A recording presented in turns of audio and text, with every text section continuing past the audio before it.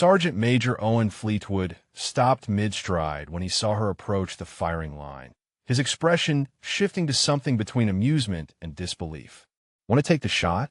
he called out, loud enough that the other British snipers turned to look. "Or should we let the professionals handle it?" Laughter rippled through the group of Royal Marines, three of them exchanging glances that said everything about what they expected from the American operator walking toward them across the desert range. Lieutenant Commander Reese Dalton kept her pace steady, her rifle case held loosely in one hand, her eyes scanning the range ahead rather than acknowledging the comet. The morning sun beat down on the Nevada training facility, heat already rising in visible waves from the sand-colored berms that stretched toward distant target positions. This joint NATO exercise had brought together some of the best snipers from Allied Special Operations units, and the British contingent had arrived 3 days earlier with confidence that bordered on ceremony. Fleetwood stood with his arms crossed, watching her approach with the kind of expression that suggested he was already preparing his next comment. He was tall, lean in the way career snipers often were, his desert camouflage uniform crisp despite the heat. Behind him, Corporal Liam Brennan nudged Lance Corporal Declan Hayes, both men grinning as they watched the American woman set down her case near the designated firing position. "She looks lost," Brennan muttered, just loud enough to be heard. "Think someone should show her where the observation area is?" Hayes snorted, shaking his head. "Give her credit, at least she showed up." Most would have found an excuse. Before we dive into the story, drop a comment and let us know what state you're watching from. Maybe you've witnessed similar acts of courage where you're from, or perhaps military families are common in your area. Commander Marcus Vance stood near the range control tower, his weathered face impassive as he watched the British snipers continue their commentary. He'd worked with Dalton for 6 years, had seen her in situations that would have broken most operators, and knew exactly what the Royal Marines were about to learn. Chief Petty Officer Tyler Cruz stood beside him, equally quiet, his arms folded across his chest. "This should be educational," Cruz said softly, his voice carrying just enough humor that Vance glanced at him. "For them, or for us?" Vance replied, though his slight smile suggested he already knew the answer. The range stretched out before them in carefully measured increments. Target positions marked at distances that escalated from challenging to nearly impossible. The exercise parameters had been set by Colonel Graham Ashworth, the British commanding officer who designed the training evolution to test long-range precision under adverse conditions.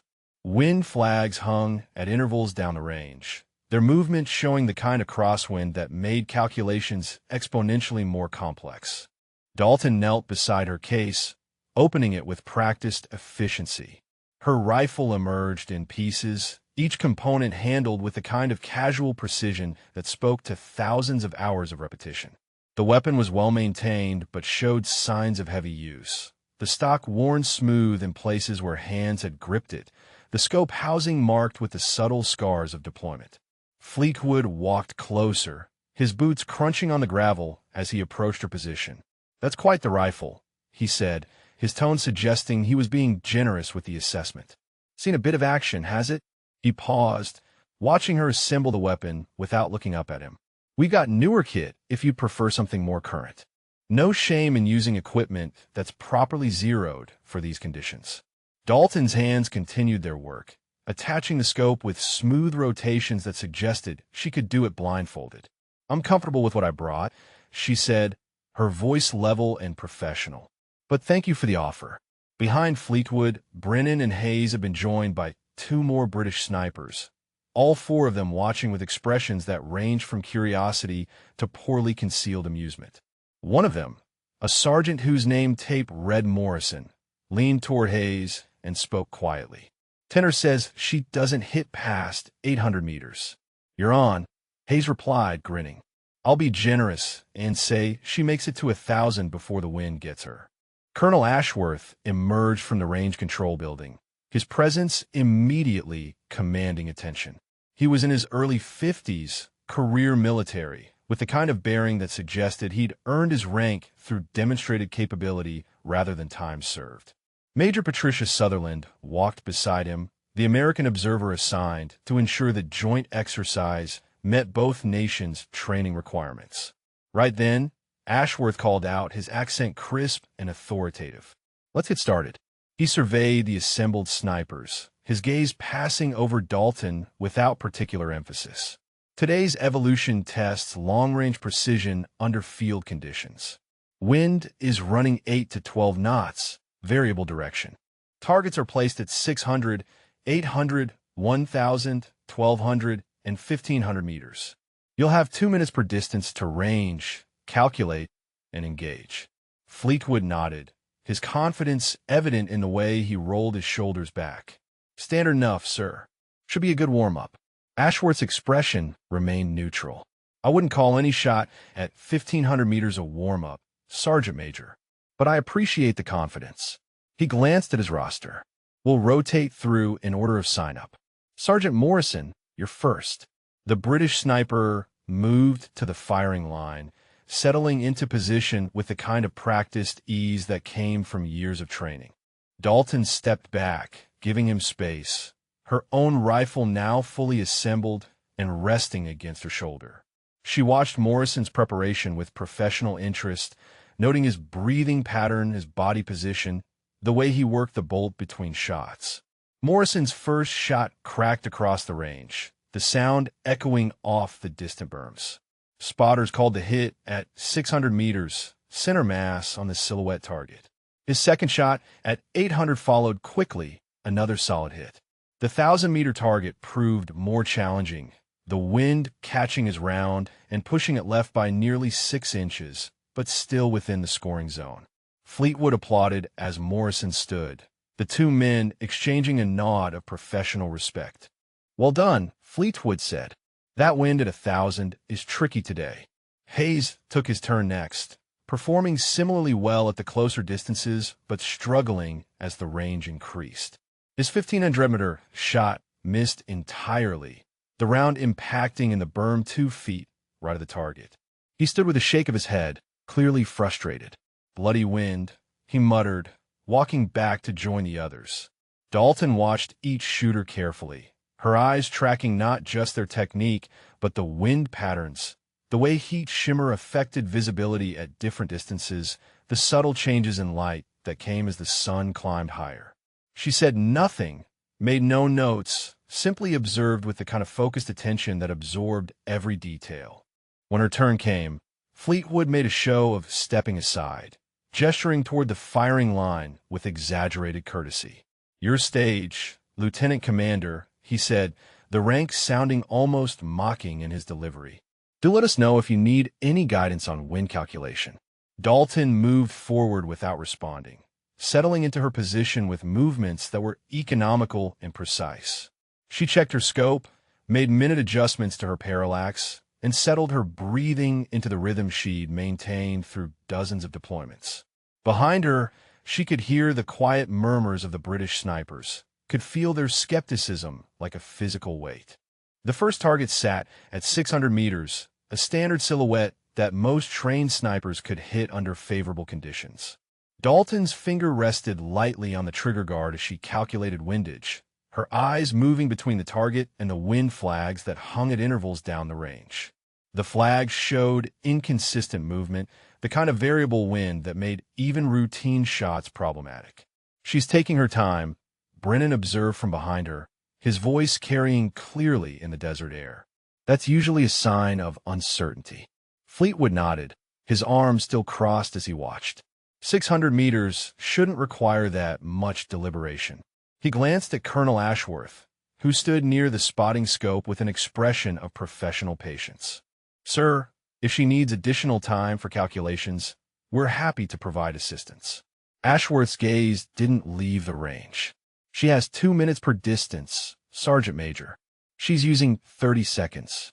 I'd say she's well within parameters." Dalton's shot broke the momentary silence, the crack of the rifle sharp and clean. The spotter's call came immediately. "Hit! Center mass. Lucky first shot," Hayes muttered, though his tone carried less certainty than his words suggested. The 800-meter target presented more complexity, the distance amplifying every variable. Dalton made a small adjustment to her scope, her movements minimal and precise. She controlled her breathing, let out half a breath, and held. The rifle spoke again. The recoil absorbed smoothly through her shoulder and body position. "Hit," said her mass. Morrison leaned toward Hayes, his voice dropping slightly. "That's two. Wind's not being kind today either. She'll struggle at 1,000, Hayes replied, though he glanced at Morrison with an expression that suggested he was reconsidering his earlier bet. Everyone does in these conditions. Commander Vance remained by the control tower, his expression unchanged as he watched Dalton work. Cruz stood beside him, occasionally glancing at the British snipers to gauge their reactions. The Royal Marines had stopped their casual banter, their attention now focused entirely on the American operator at the firing line. Dalton shifted her position slightly for the 1,000-meter shot, her body settling into the sand with practiced comfort. This distance separated competent shooters from exceptional ones, especially with the wind conditions that had challenged every previous shooter. She spent longer on this calculation, her eyes moving between scope, target, and environmental indicators. "She's hesitating," Fleetwood observed, his confidence returning slightly. 1,000 meters in this wind is where technique matters. He raised his voice just enough to carry. "No shame in taking a pass, Lieutenant Commander. Not everyone's trained for extreme distance work." Dalton's response was to settle deeper into her position, her breathing pattern smoothing into the practiced rhythm of a shooter about to engage. The wind flags showed a momentary lull, a brief window where the crosswind dropped from 12 knots to 8. She took it without hesitation. The shot echoed across the range. For 2 seconds, silence held while the spotter tracked the round's flight. "Hit. Dead center." Fleetwood's arms uncrossed slowly, his expression shifting from confident to cautious. His eyes narrowed as he watched Dalton prepare for the 1,200-meter target, a distance where even experienced snipers expected to struggle. "That's 3 perfect shots," Brennan said quietly, his earlier amusement replaced by professional assessment. "Wind caught everyone else at 1,000. She's good," Morrison admitted, glancing at Hayes. "Better than expected, anyway." Hayes said nothing, his attention fixed on Dalton as she made subtle adjustments to her scope. The 1,500-meter target sat at the extreme edge of the range, barely visible through the heat shimmer that rose from the desert floor. Only 2 of the British snipers had even attempted it, and both had missed by significant margins. The 1,200-meter shot required both technical skill and intimate knowledge of ballistics at extended range. Dalton took her time with the calculations, her fingers making minute adjustments to her scope's turrets. The clicks were barely audible, precise rotations that suggested she'd done this particular calculation countless times before. Major Sutherland moved closer to Colonel Ashworth, her tablet showing the scoring data from the morning's shooting. "Colonel," she said quietly, her American accent contrasting with the predominantly British voices around the range. "Her shot group is remarkably consistent." Ashworth nodded, his professional demeanor showing the first signs of genuine interest. "Indeed, Sergeant Major Fleetwood assured me the Americans were sending capable operators, but this is quite impressive for the conditions we're dealing with." Dalton's 4th shot broke the conversation. The spotter tracked it through his scope, his call coming with a slight note of surprise. "Hit. Upper center mass. Excellent shot, given the conditions." Fleetwood's jaw tightened almost imperceptibly. He walked a few steps closer to the firing line, his eyes moving between Dalton and the distant targets. 4 for 4 is solid work," he said, his tone professional but cooler than before. "The 1,500 will be the real test, though. That's where field experience separates from range performance." Vance allowed himself a small smile, so slight that only Cruz noticed it. He started to realize, Cruz observed quietly. "Not quite yet," Vance replied, "but he's getting there." The 1,500-meter target sat at the absolute limit of the range, placed specifically to challenge even the most capable snipers. The wind at that distance was unpredictable, the bullet's flight time long enough that conditions could change mid-flight. Heat shimmer made precise aiming nearly impossible through conventional means. Most snipers treated it as a learning experience rather than expecting a hit. Dalton checked her scope one final time, then settled into her position with the kind of stillness that suggested complete commitment. She'd been at this distance before, had made shots that would never appear in any official record, had ranged targets under conditions that made this Nevada desert seem benign. Her breathing slowed, her focus narrowing until nothing existed except the shot itself. The British snipers had gone completely silent now, all of them watching as she prepared for the engagement. Morrison glanced at Hayes, raising his eyebrows in a silent question. Hayes just shook his head, his earlier confidence in his bet completely evaporated. Fleetwood stood with his hands on his hips, his posture suggesting he was preparing to offer advice or perhaps point out the difficulty of what she was attempting. Colonel Ashworth raised one hand slightly, a subtle gesture that kept the sergeant major quiet. The wind flags showed chaos, each one moving differently as the air currents shifted and swirled across the range. Dalton watched them all, her mind processing the data with the kind of automatic calculation that came from years of making impossible shots. She waited, patient and still, for the moment when the variables aligned. When it came, she took it without hesitation. The rifle's report cracked across the range, the sound swallowed quickly by the vast desert landscape. The bullet's flight took nearly 3 seconds, time enough for everyone watching to hold their breath, time enough for doubt to creep in, time enough for the British snipers to exchange glances that suggested they expected to see a miss. The spotter's voice carried clearly across the range, his professional tone unable to completely mask his surprise. Hit. Center mass. Perfect shot. For a moment, no one spoke. Fleetwood stared at the distant target, his expression frozen somewhere between disbelief and the beginning of reassessment. Morrison and Hayes exchanged looks of genuine shock. Brennan simply stood with his mouth slightly open, processing what he'd just witnessed. Dalton stood, her movements unhurried as she made her rifle safe and stepped back from the firing line. She didn't look at the British snipers, didn't acknowledge their reactions, simply moved with the calm professionalism of someone who'd done exactly what she'd come here to do. 5 for 5, Major Sutherland announced, marking her tablet. Perfect score under these conditions is exceptional, Lieutenant Commander. Ashworth nodded slowly, his eyes still on the distant targets. Indeed it is, Major. Indeed it is. He turned to look at Fleetwood, whose confident demeanor had evaporated entirely. Sergeant Major, perhaps we should reconsider our assessment of American training standards. The morning break came with cold water bottles and the kind of tension that settled over groups when assumptions started crumbling. The British snipers gathered near their equipment cases, their conversation quieter than it had been an hour earlier. Fleetwood stood slightly apart from them, his eyes following Dalton as she checked her rifle and made notes in a small weatherproof notebook. Beginner's luck runs out eventually, Fleetwood said, though his voice lacked the casual confidence it had carried earlier. The afternoon evolution is significantly more challenging. Moving targets, time constraints, multiple engagement scenarios. Brennan nodded, but his expression suggested he was no longer entirely convinced. She made that 1,500-meter shot look routine, Sergeant Major. That's not luck. That's muscle memory.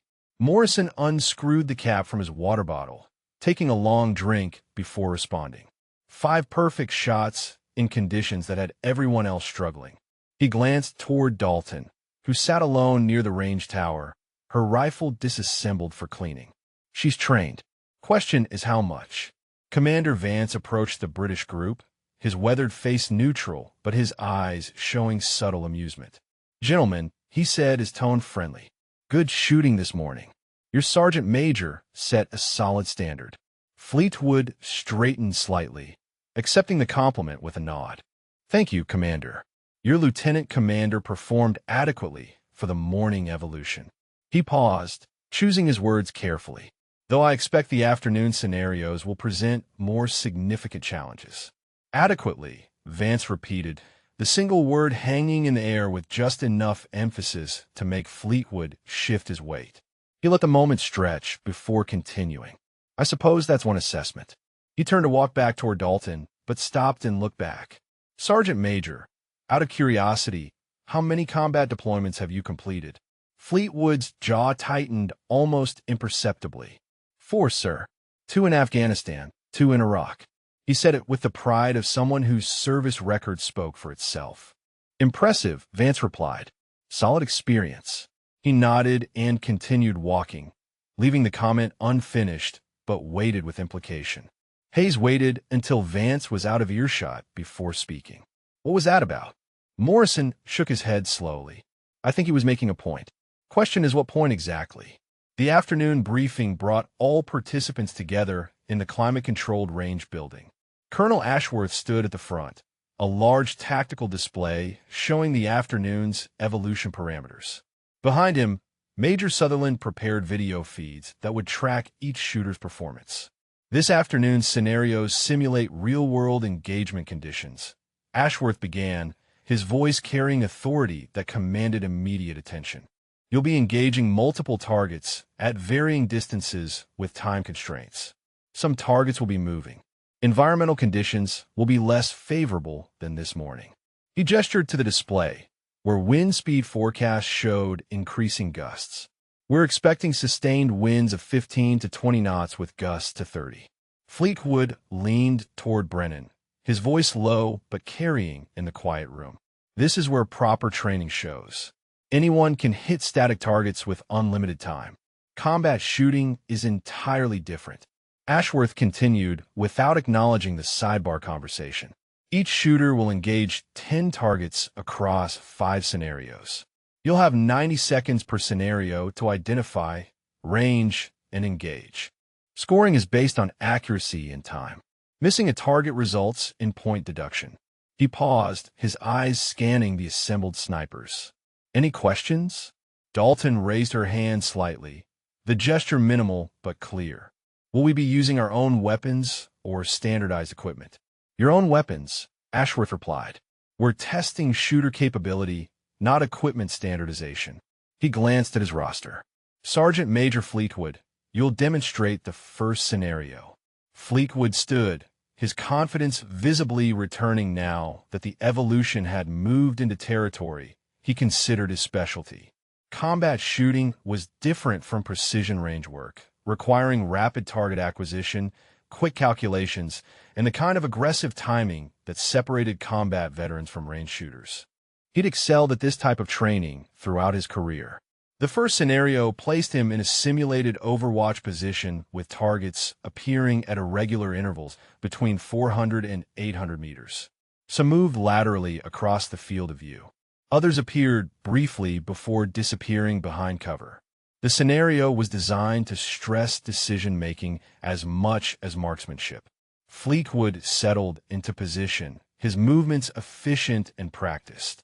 When the scenario began, he engaged rapidly, his shots coming in smooth succession. He hit 6 of 10 targets, missing 2 movers and 2 that appeared in difficult positions with minimal exposure time. When he stood, his expression showed satisfaction mixed with frustration at the misses. Solid work, Sergeant Major, Ashworth said, marking the score.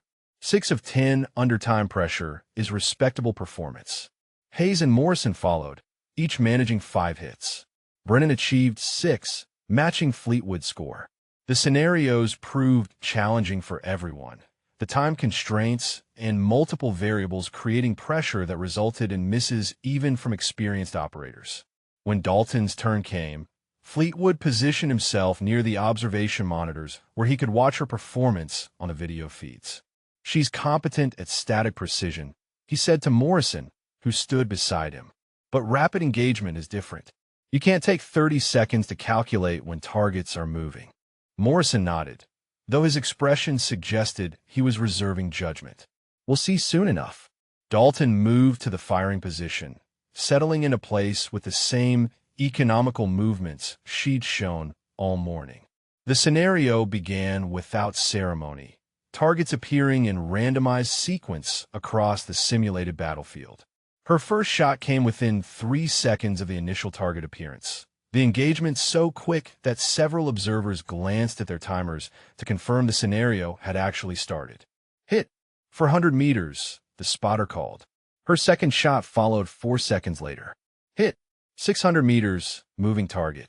The pace continued, each engagement executed with precision that bordered on mechanical. She acquired targets faster than seemed possible, calculated and fired with minimal hesitation, moved to the next target without pause.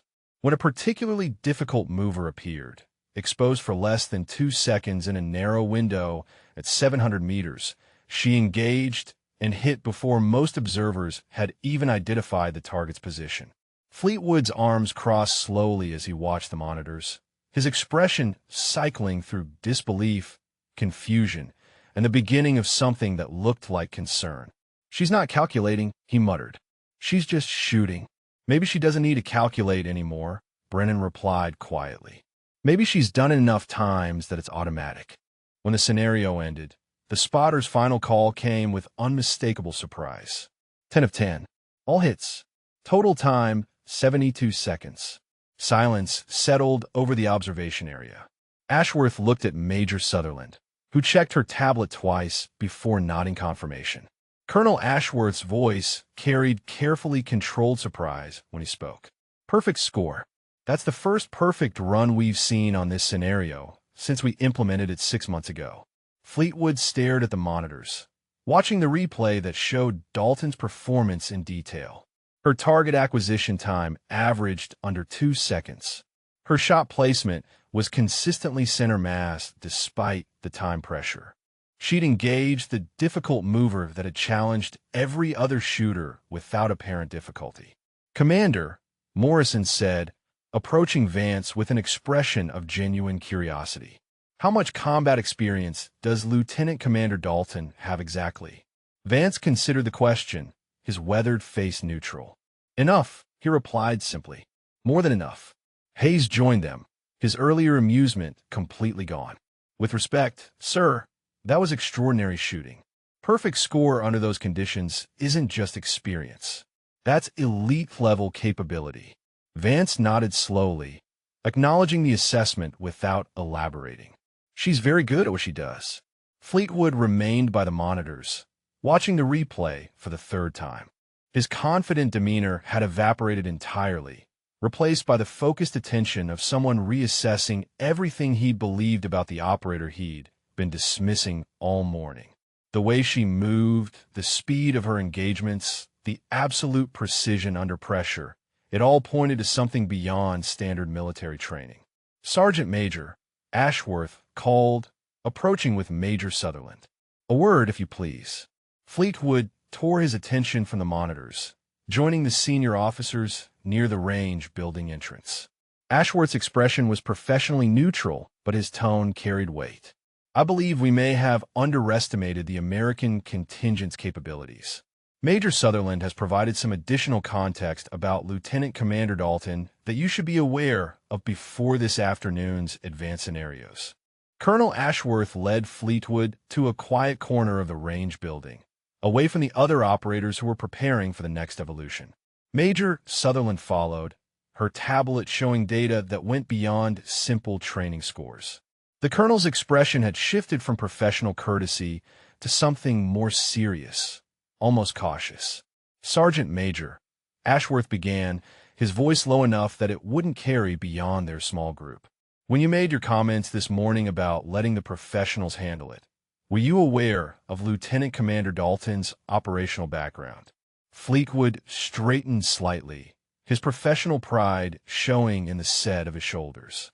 "Sir, I was briefed that she was a qualified SEAL sniper with multiple deployments. I meant no disrespect to her service. I simply assumed she was here for standard joint training exposure." Ashworth glanced at Sutherland, who turned her tablet to show Fleetwood the screen. The sergeant major's eyes scanned the information, his expression shifting from defensive to confused to something approaching shock as he read. Major Sutherland's voice was matter-of-fact, delivering information without judgment.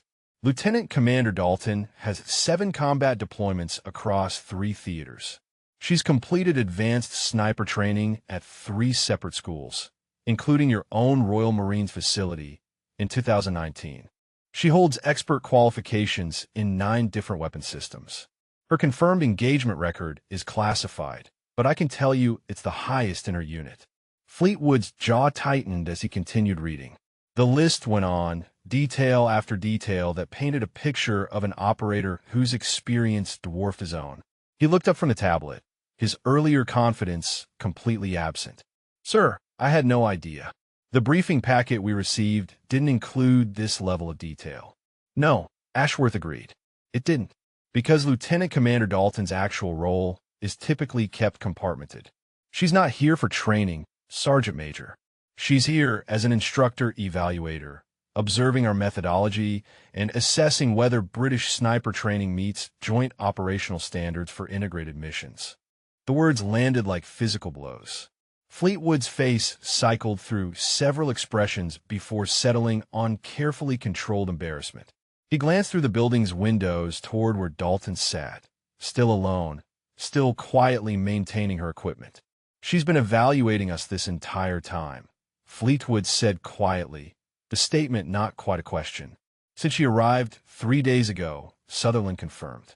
"Your comments this morning about letting professionals handle it were made to one of the most experienced combat snipers currently serving in special operations."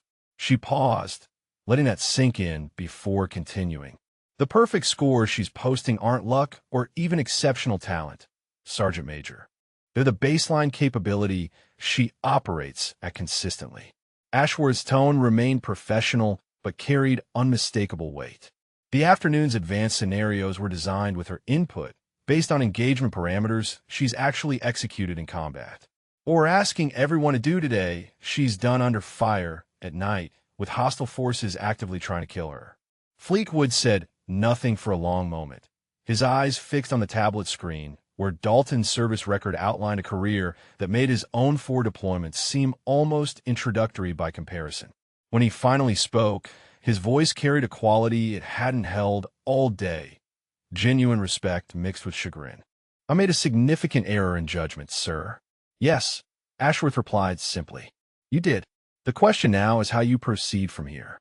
Outside, the British snipers had gathered near their equipment. Their conversation centered entirely on Dalton's performance. Morrison held his water bottle, but hadn't taken a drink in several minutes, his attention fixed on analyzing what he'd witnessed. 10 of 10 in 72 seconds, he repeated, shaking his head. "I've never seen anyone move through that scenario that fast." Most of us were still acquiring the second target when she was engaging her 4th. Hayes sat on an equipment case, his earlier betting enthusiasm replaced by thoughtful assessment. The way she engaged that lateral mover at 700 meters. 3-second exposure window, maybe less, and she hit center mass without hesitation. That's not training. That's combat instinct. Brennan had been quiet, but now he spoke up, his voice carrying certainty. "She's done this before. Not in training. For real. Everything about how she moves, how she shoots, it's all muscle memory built from actual engagements." Morrison nodded slowly. "Question is how much actual engagement we're talking about. For deployments? 6? More? Try 7, Commander Vance said, approaching the group with Chief Cruz beside him. His tone was friendly, but his words carried weight. 7 combat deployments with an engagement record that's classified at a level none of you have clearance to know about. The British snipers exchanged glances, their earlier mockery now seeming incredibly foolish in retrospect. Morrison stood, his professional curiosity overriding any embarrassment. "Sir, with respect, why didn't we receive briefing materials that included this information?" "Because Lieutenant Commander Dalton's operational history isn't typically shared outside specific channels," Vance replied. "Her presence here isn't for her benefit. It's for yours.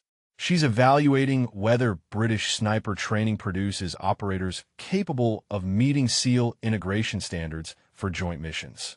The words settled over the group like cold water. Hayes stood slowly, his expression showing the realization dawning. "We've been on trial this entire time. You've been on evaluation," Cruz corrected. "There's a difference. Trial implies judgment.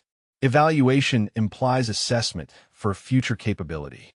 He gestured toward the range. Those perfect scores she's posting, that they're showing you the standard you need to meet for integrated operations. Brennan laughed, but it was hollow, self-deprecating. And we spent the morning telling her she should let the professionals handle it. Yes, Vance agreed, his tone neutral. You did. Morrison ran his hand through his hair, shaking his head. Christ. No wonder she didn't react to any of Sergeant Major Fleetwood's comments. She was probably being polite by not correcting him. Probably, Vance confirmed.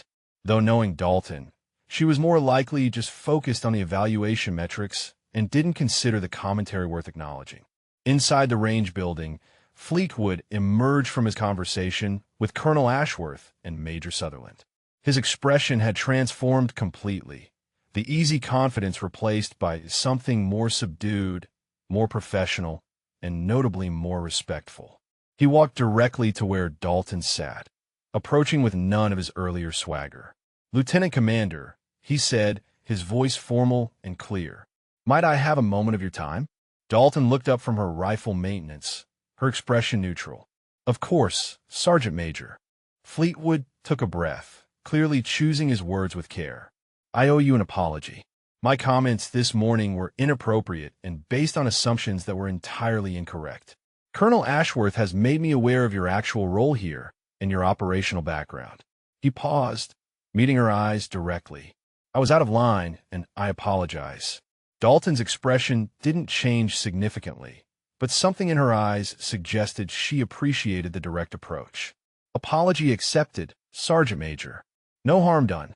With respect, ma'am, there was harm done to my own professional credibility, Fleetwood replied. Making dismissive comments to an operator of your caliber reflects poorly on my judgment and on the professionalism of the Royal Marines. He straightened slightly. I hope we can move forward with the understanding that I have significant respect for your capabilities and experience. Dalton nodded once, a small gesture that somehow conveyed both acceptance and a willingness to move past the morning's friction. We're here to work together, Sergeant Major. Let's focus on that. Fleetwood nodded and stepped back, rejoining his unit with an expression that told them everything about how that conversation had gone. The British snipers stood slightly straighter when he approached, their casual attitudes replaced by something more serious. Right, Fleetwood said, his voice carrying command authority, but also humility. Apparently, we've all been making fools of ourselves this morning. Lieutenant Commander Dalton is here as an instructor-evaluator with 7 combat deployments and an engagement record that makes our combined experience look modest by comparison. He paused, letting that information settle. The afternoon scenarios are designed based on her actual combat experience. I suggest we approach them with appropriate seriousness and perhaps pay attention to how she executes them. We might actually learn something. The British snipers nodded, their expressions showing a mixture of embarrassment and genuine interest. Morrison glanced toward Dalton, who had returned to her rifle maintenance, seemingly unaffected by the revelation of her background. 7 deployments, Hayes said quietly, and she's still active duty. That's extraordinary staying power in this field. It's more than staying power, Brennan replied. It's capability at a level most of us will never reach. He looked at Fleetwood. Sergeant Major, do you think she'd be willing to discuss tactical approaches during the break periods? Fleetwood considered the question, then nodded slowly. One way to find out is to ask respectfully and acknowledge that we're in the presence of someone who has significantly more experience than we do. The afternoon sun beat down with increased intensity as the wind picked up across the Nevada range, gusts now reaching 25 knots and creating conditions that would challenge even the most experienced shooters. Colonel Ashworth stood before the assembled snipers, his expression serious as he outlined the next evolution. This scenario simulates a high-value target interdiction in an urban environment. He began, gesturing to the range setup that now featured structures at varying distances representing buildings. Multiple targets will appear at windows, rooftops, and street level. Some are hostile. Some are civilian markers that must not be engaged. You'll need to identify, confirm, and engage only legitimate targets while avoiding civilian casualties.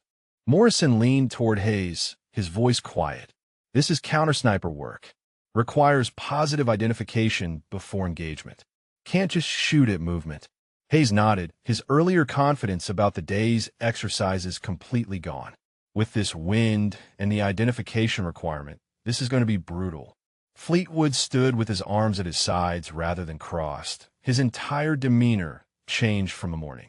He watched Dalton as she checked her equipment, noting the methodical way she prepared, the complete absence of wasted motion. Everything about her spoke to thousands of hours of repetition, to deployments where hesitation meant death and mistakes meant civilian casualties. Time limit is 3 minutes per run, Ashworth continued. 10 targets will appear in randomized sequence. 5 hostile, 5 civilian. Engaging a civilian results in automatic failure and 20-point penalty. Missing a hostile is 10-point deduction. Perfect score requires 5 of 5 hostile targets with 0 civilian casualties. Brennan let out a low whistle. That's asking a lot with these wind conditions and the time pressure. It's asking everything, Morrison replied. Identification alone takes time, and you can't afford mistakes. Fleetwood volunteered to run first, his motivation now clearly different from the morning's confident swagger. He approached the firing line with visible focus, settling into position with the practiced ease of his 14 years in the Royal Marines. When the scenario began, he performed admirably, identifying and engaging 3 hostile targets while successfully avoiding 2 civilian markers that appeared in similar positions. He missed 1 hostile target that appeared briefly on a rooftop, and his time ran out before the final targets appeared. 3 of 5, Ashworth called.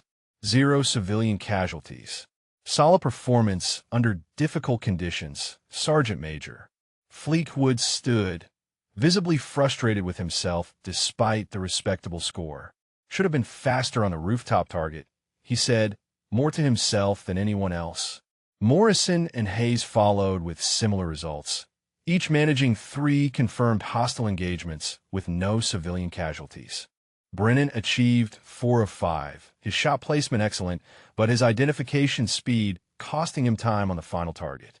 The British snipers gathered near the observation area, watching as Dalton moved to the firing line.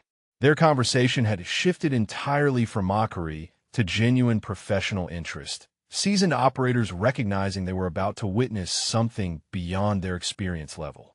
Watch her target acquisition, Morrison said quietly. If she performs on this like she did on the moving target scenario, we're going to see something extraordinary.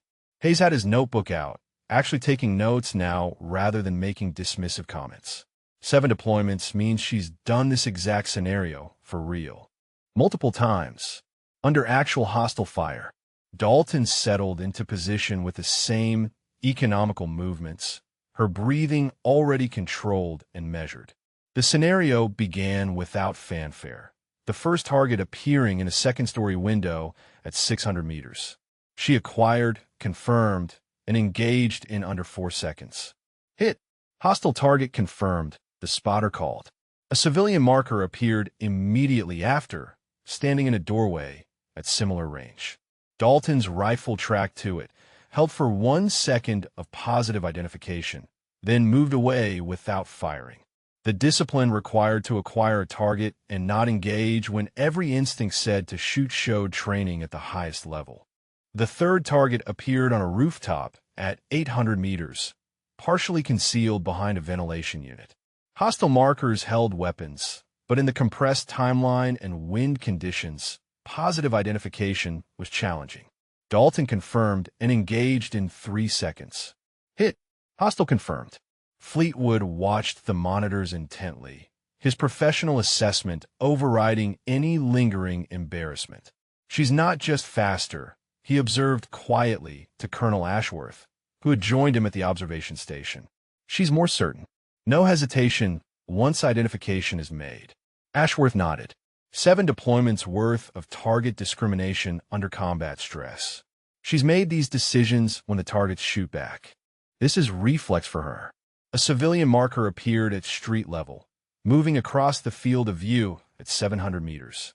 Dalton tracked it smoothly, her rifle following the movement, but her finger remaining outside the trigger guard. When a hostile target appeared in a window behind the civilian, she waited 3 full seconds for the civilian to clear the line of fire before engaging. Hit. Hostile confirmed. Excellent fire discipline, the spotter called, his professional tone unable to hide his appreciation for the patience shown. Hayes shook his head slowly, his notebook forgotten as he watched the performance unfold. That's combat experience talking. Most shooters would have tried to thread that shot between the civilian and the hostile. She waited for certainty. The scenario continued with mechanical precision. Each hostile target received immediate engagement once positively identified. Each civilian marker was tracked, confirmed, and deliberately not engaged despite appearing in positions that tempted immediate response. When the final target appeared, a hostile marker at 900 meters with only a 3-second exposure window, Dalton acquired and engaged before most observers even saw it. Hit. Hostile confirmed. The spotter's final call came with undisguised admiration. 5 of 5 hostile targets. 0 civilian casualties. Total time, 138 seconds. Perfect score. The observation area fell silent. Fleetwood stared at the monitors, watching the replay that showed Dalton's performance in detail. Her average target acquisition time was under 3 seconds. Her fire discipline with civilian markers showed absolute control despite time pressure. She'd engaged the 900-meter target that appeared in the worst wind conditions without apparent difficulty. Morrison spoke quietly, his voice carrying respect that bordered on awe. That's not just skill. That's operational experience at a level none of us have reached. Brennan nodded slowly. She made it look routine. 5 for 5 in conditions that had all of us struggling to get 3. Commander Vance approached the British group, noting their changed attitudes with satisfaction. Thoughts, gentlemen? Fleetwood turned to face him, his expression showing genuine humility. Sir, with respect, we should have been briefed more thoroughly about Lieutenant Commander Dalton's background before making assessments about her capabilities. He paused, choosing words carefully. What we witnessed just now isn't training facility performance. That's combat-proven capability. Vance nodded, his weathered face showing approval. That's accurate, Sergeant Major. Dalton's last deployment was 8 months ago. High-threat environment, complex rules of engagement, civilian-heavy operational area. She made over 40 confirmed engagements with 0 civilian casualties or collateral damage. What you just saw was her working well below her actual capability threshold. The weight of that statement settled over the group. Hayes closed his notebook, seeming to realize that note-taking couldn't capture what they were witnessing. 40 confirmed engagements in one deployment, he said quietly. That's an extraordinary operational tempo. It was a difficult 7 months, Vance confirmed. She was recalled early from medical evaluation after a close call with an IED. Cleared for duty after 3 weeks and requested immediate redeployment. He glanced toward Dalton, who was cleaning her rifle with the same methodical attention she'd shown all day. That's the kind of operator she is. Gets injured, does the mandatory recovery, and volunteers to go back. Colonel Ashworth joined the group, Major Sutherland beside him with her tablet, showing performance metrics. Gentlemen, he said, his tone carrying weight. I think it's fair to say that our assessment of American sniper training standards may have been somewhat uninformed. He looked at Fleetwood directly. Sergeant Major, I believe you had some opinions this morning about American operators and their capabilities. Fleetwood stood straighter, accepting the implicit criticism without deflection. Sir, I was wrong. Significantly and embarrassingly wrong. Lieutenant Commander Dalton has demonstrated capability that exceeds anything in my experience or training. He glanced toward where Dalton sat, still alone, still focused on her equipment. I made judgments based on assumptions rather than observation. That's a failure of professional standards on my part. Ashworth's expression softened slightly. At least you're capable of recognizing and acknowledging your error, Sergeant Major. That's more than many would do.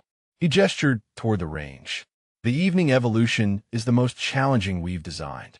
Lieutenant Commander Dalton helped develop it based on actual mission parameters from her deployments. I suggest everyone approach it with appropriate seriousness. Morrison glanced at Hayes and Brennan, seeing his own thoughts reflected in their expressions. What kind of mission parameters are we talking about, sir? Major Sutherland consulted her tablet before responding. Long-range interdiction and limited visibility with multiple sequential targets under time constraint. Based on an actual operation Lieutenant Commander Dalton executed 18 months ago. She paused, her tone becoming more serious. The mission she's replicating tonight had strategic implications at theater level. Failure would have resulted in significant friendly casualties. The British snipers exchanged glances, their professional interest now mixed with something approaching trepidation. Brennan spoke for the group, his voice carrying uncertainty. Sir, are we expected to match her performance on a scenario based on her actual combat mission? Expected? No. Asgward replayed. But you're expected to attempt it with full commitment and learn from observing how she executes it. He looked at each of them in turn. This is why she's here. Not to show off. Not to embarrass anyone. To demonstrate the standard that's possible and help elevate your capabilities toward it. The sun dropped toward the horizon, painting the Nevada desert in shades of orange and purple while simultaneously creating the kind of challenging light conditions that made long-range shooting exponentially more difficult. Shadows lengthened across the range, creating pockets of darkness that obscured target details. The wind had shifted direction twice in the last hour, now blowing in unpredictable patterns that changed every few minutes. Colonel Ashworth gathered the snipers near the range control building as technicians finished setting up the evening evolution. Behind him, the range had been transformed with additional structures and target positions that stretched beyond 1,500 meters in a territory that most snipers considered extreme distance. This scenario replicates an operation executed in northern Syria 18 months ago. Ashworth began, his tone more serious than it had been for any previous briefing. Strategic target interdiction requiring sequential engagement of 6 high-value targets within a compressed timeline. Failure to neutralize all targets within the time window would have resulted in significant friendly casualties as a convoy moved through the engagement area. Fleetwood listened with absolute focus, no trace remaining of his morning arrogance. The other British snipers stood equally attentive, their notebooks out, their casual attitudes replaced by the focused demeanor of students in the presence of a master instructor. Major Sutherland took over the briefing, her tablet displaying satellite imagery that showed the actual operational environment. 6 targets at distances ranging from 800 to 1,800 meters. Engagement window is 4 minutes from first shot. Targets must be engaged in specific sequence to prevent alert and defensive action. She paused, letting the parameters sink in. Light conditions will be deteriorating throughout the engagement window, simulating the actual dust timeline from the original operation. Hayes raised his hand slightly. Ma'am, 1,800 meters in deteriorating light with sequential requirements. That's bordering on impossible. Bordering on it. Yes, Sutherland agreed. But not impossible, as Lieutenant Commander Dalton proved when she executed this mission successfully under actual combat conditions with hostile forces in the area. Morrison shook his head slowly, his expression showing a mixture of respect and disbelief. She made all 6 shots? In sequence? Under fire? All 6 shots, Sutherland confirmed. Mission success with 0 friendly casualties in the convoy she was protecting. She gestured toward the range. Tonight you'll attempt it under training conditions without anyone shooting back. Consider that advantage when you assess your performance relative to hers. The evening light continued to fade as technicians made final adjustments to target positions. Dalton stood near her equipment, checking her rifle scope and making minute adjustments that accounted for the changing conditions. She worked with the same methodical precision she'd maintained all day, seemingly unaffected by the revealed details of her background or the British sniper's transformed attitudes. Brennan approached her position, his demeanor respectful and professional. "Lieutenant Commander," he said, his voice carrying none of the morning's casual dismissiveness. "Might I ask a question about the engagement sequence?" Dalton looked up from her scope adjustments, her expression neutral, but not unwelcoming. "Of course. The briefing mentioned sequential engagement to prevent alert. In the actual operation, how did you determine the engagement order? Did you have intelligence on target positions, or did you make that assessment in real time?" Dalton considered the question, her response delivered in the same matter-of-fact tone she'd maintained throughout the day. Initial intelligence provided probable positions for 4 of 6 targets. 2 were located through observation after establishing position. Engagement sequence was determined by sight lines between positions and probable communication capability. First target had to be the forward observer position to prevent early warning. Brennan nodded, processing the information. "And the 1800-meter shot, that was under these same light conditions?" "Worse," Dalton replied. "There was smoke from fires in the area. Visibility was significantly degraded." She returned to her scope adjustments. The conversation apparently concluded from her perspective. Brennan stepped back, rejoining his unit with an expression of quiet amazement. She just described making an 1800-meter shot through smoke at dusk under combat conditions like it was a routine training exercise. "Because for her, it might as well be," Morrison replied quietly. 7 deployments, remember? How many similar operations has she run that we'll never hear about? Fleetwood stood slightly apart from his unit, watching Dalton with the focused attention of someone fundamentally reassessing their understanding of capability. When Commander Vance approached, the sergeant major spoke without being prompted. "Sir, I need to ask, why didn't the briefing materials include any indication of Lieutenant Commander Dalton's operational background? Even a general overview would have prevented this morning's significant errors in judgment." Vance considered the question, his weathered face thoughtful. "Several reasons, Sergeant Major. First, Dalton's actual operational record is classified. Second, she specifically requested that her evaluation role not be disclosed in advance. She wanted to observe natural behavior and training standards without people modifying their approach because they knew they were being assessed." Fleetwood's jaw tightened slightly. "So our behavior this morning, all the comments, the dismissive attitudes, that was all part of what she was evaluating? Your behavior and your unit's ability to recognize capability when it was demonstrated despite your preconceptions," Vance confirmed. "The fact that you acknowledged your error and apologized directly speaks well of your character, Sergeant Major. Not everyone would have done that." Colonel Ashworth called the group together as the light continued to fade. "Right? We'll run through shooters in reverse order from this afternoon. Lieutenant Commander Dalton will demonstrate first so you can observe the execution before attempting it yourselves." The British snipers exchanged glances, their expressions showing relief. Watching her execute the scenario before attempting it themselves was an advantage they clearly appreciated. Dalton moved to the firing line, settling into her position with movements that were now familiar to everyone watching. The first target appeared at 800 meters, illuminated by the last direct sunlight hitting that section of the range. She acquired and engaged within 5 seconds. "Hit! Target 1 neutralized," the spotter called. The second target sat at 1,200 meters, partially obscured by a simulated structure. Dalton's rifle tracked smoothly to it, her breathing pattern steady despite the time pressure. The shot came 6 seconds after the first. "Hit! Target 2 neutralized." Hayes watched the monitors intently, his notebook forgotten as he observed the execution. She's not rushing. She's moving at exactly the pace needed to make the time window without sacrificing accuracy. Morrison nodded. That's experience, knowing exactly how fast you can move without introducing error. Most shooters either rush and miss or slow down and run out of time. The third and fourth targets appeared in quick succession at varying distances. Dalton engaged both with the same mechanical precision. Each shot placed center mass despite the deteriorating light conditions that were now making target acquisition significantly more difficult. Target 3 neutralized. Target 4 neutralized, the spotter called in sequence.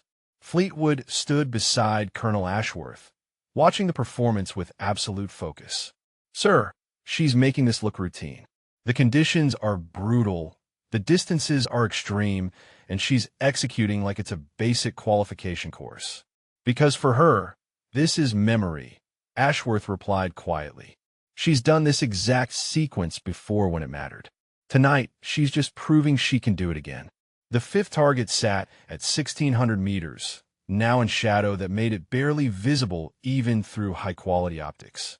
Dalton took an extra 3 seconds for this engagement, her breathing pattern adjusting as she calculated for the distance and reduced visibility. Hit. Target 5 neutralized. The final target represented the most challenging shot of the sequence. 1,800 meters, deep shadow, wind conditions that had changed twice during the engagement sequence, and time pressure with less than 40 seconds remaining in the 4-minute window. Most shooters would have considered the shot improbable at best. Dalton settled deeper into her position, her breathing smoothing into the absolute control that preceded her most difficult shots. She made a final minute adjustment to her scope, accounted for the wind that had shifted to a quarter in crosswind, and waited for the moment when all variables aligned. The shot broke the evening silence with authority. The bullet's flight took over 2 seconds, time enough for everyone watching to hold their breath, time enough for doubt to creep in, time enough to wonder if even Dalton could make this shot. Hit. Target 6 neutralized. Total time, 3 minutes, 41 seconds. Mission success. The observation area erupted in spontaneous applause, the British snipers unable to contain their appreciation for what they'd witnessed. Fleetwood joined the applause, his expression showing genuine admiration mixed with the humility of someone who now understood exactly how outclassed he'd been all morning. Dalton stood, made her rifle safe, and stepped back from the firing line without fanfare. Her expression remained neutral, professional, showing no particular satisfaction or pride in the perfect execution. For her, it appeared to be simply what was expected, what she'd done before, what she would do again if required. Ashworth let the applause continue for a moment before calling for attention. Right? That's the standard, gentlemen. Lieutenant Commander Dalton just executed a perfect replication of an actual combat mission under training conditions. He gestured toward the firing line. Who wants to attempt it next? The British snipers exchanged glances, their earlier confidence about their own capabilities now tempered by the understanding of what true elite performance looked like. Morrison stepped forward first, his expression showing determination mixed with realistic assessment of the challenge ahead. Morrison settled into the firing position as twilight deepened across the Nevada desert, the targets now barely visible against the darkening landscape. He'd been shooting competitively and operationally for 12 years, had deployed 4 times, and considered himself among the better marksmen in the Royal Marines. Yet watching Dalton's perfect execution had fundamentally recalibrated his understanding of what was possible. The scenario began with the same parameters, 6 targets in sequence with a 4-minute window. Morrison acquired the first target at 800 meters, his breathing controlled and his calculations methodical. The shot came after 8 seconds of preparation, significantly slower than Dalton's 5-second engagement. Hit. Target 1 neutralized, the spotter called. Morrison moved to the second target at 1,200 meters, now fighting against fading light that made target acquisition challenging.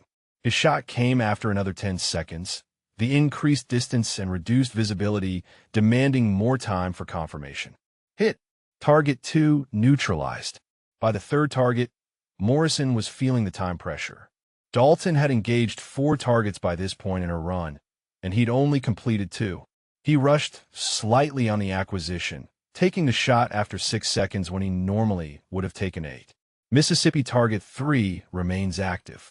Morrison cursed quietly, immediately moving to the 4th target while mentally calculating that he'd now need to re-engage the missed target if time permitted.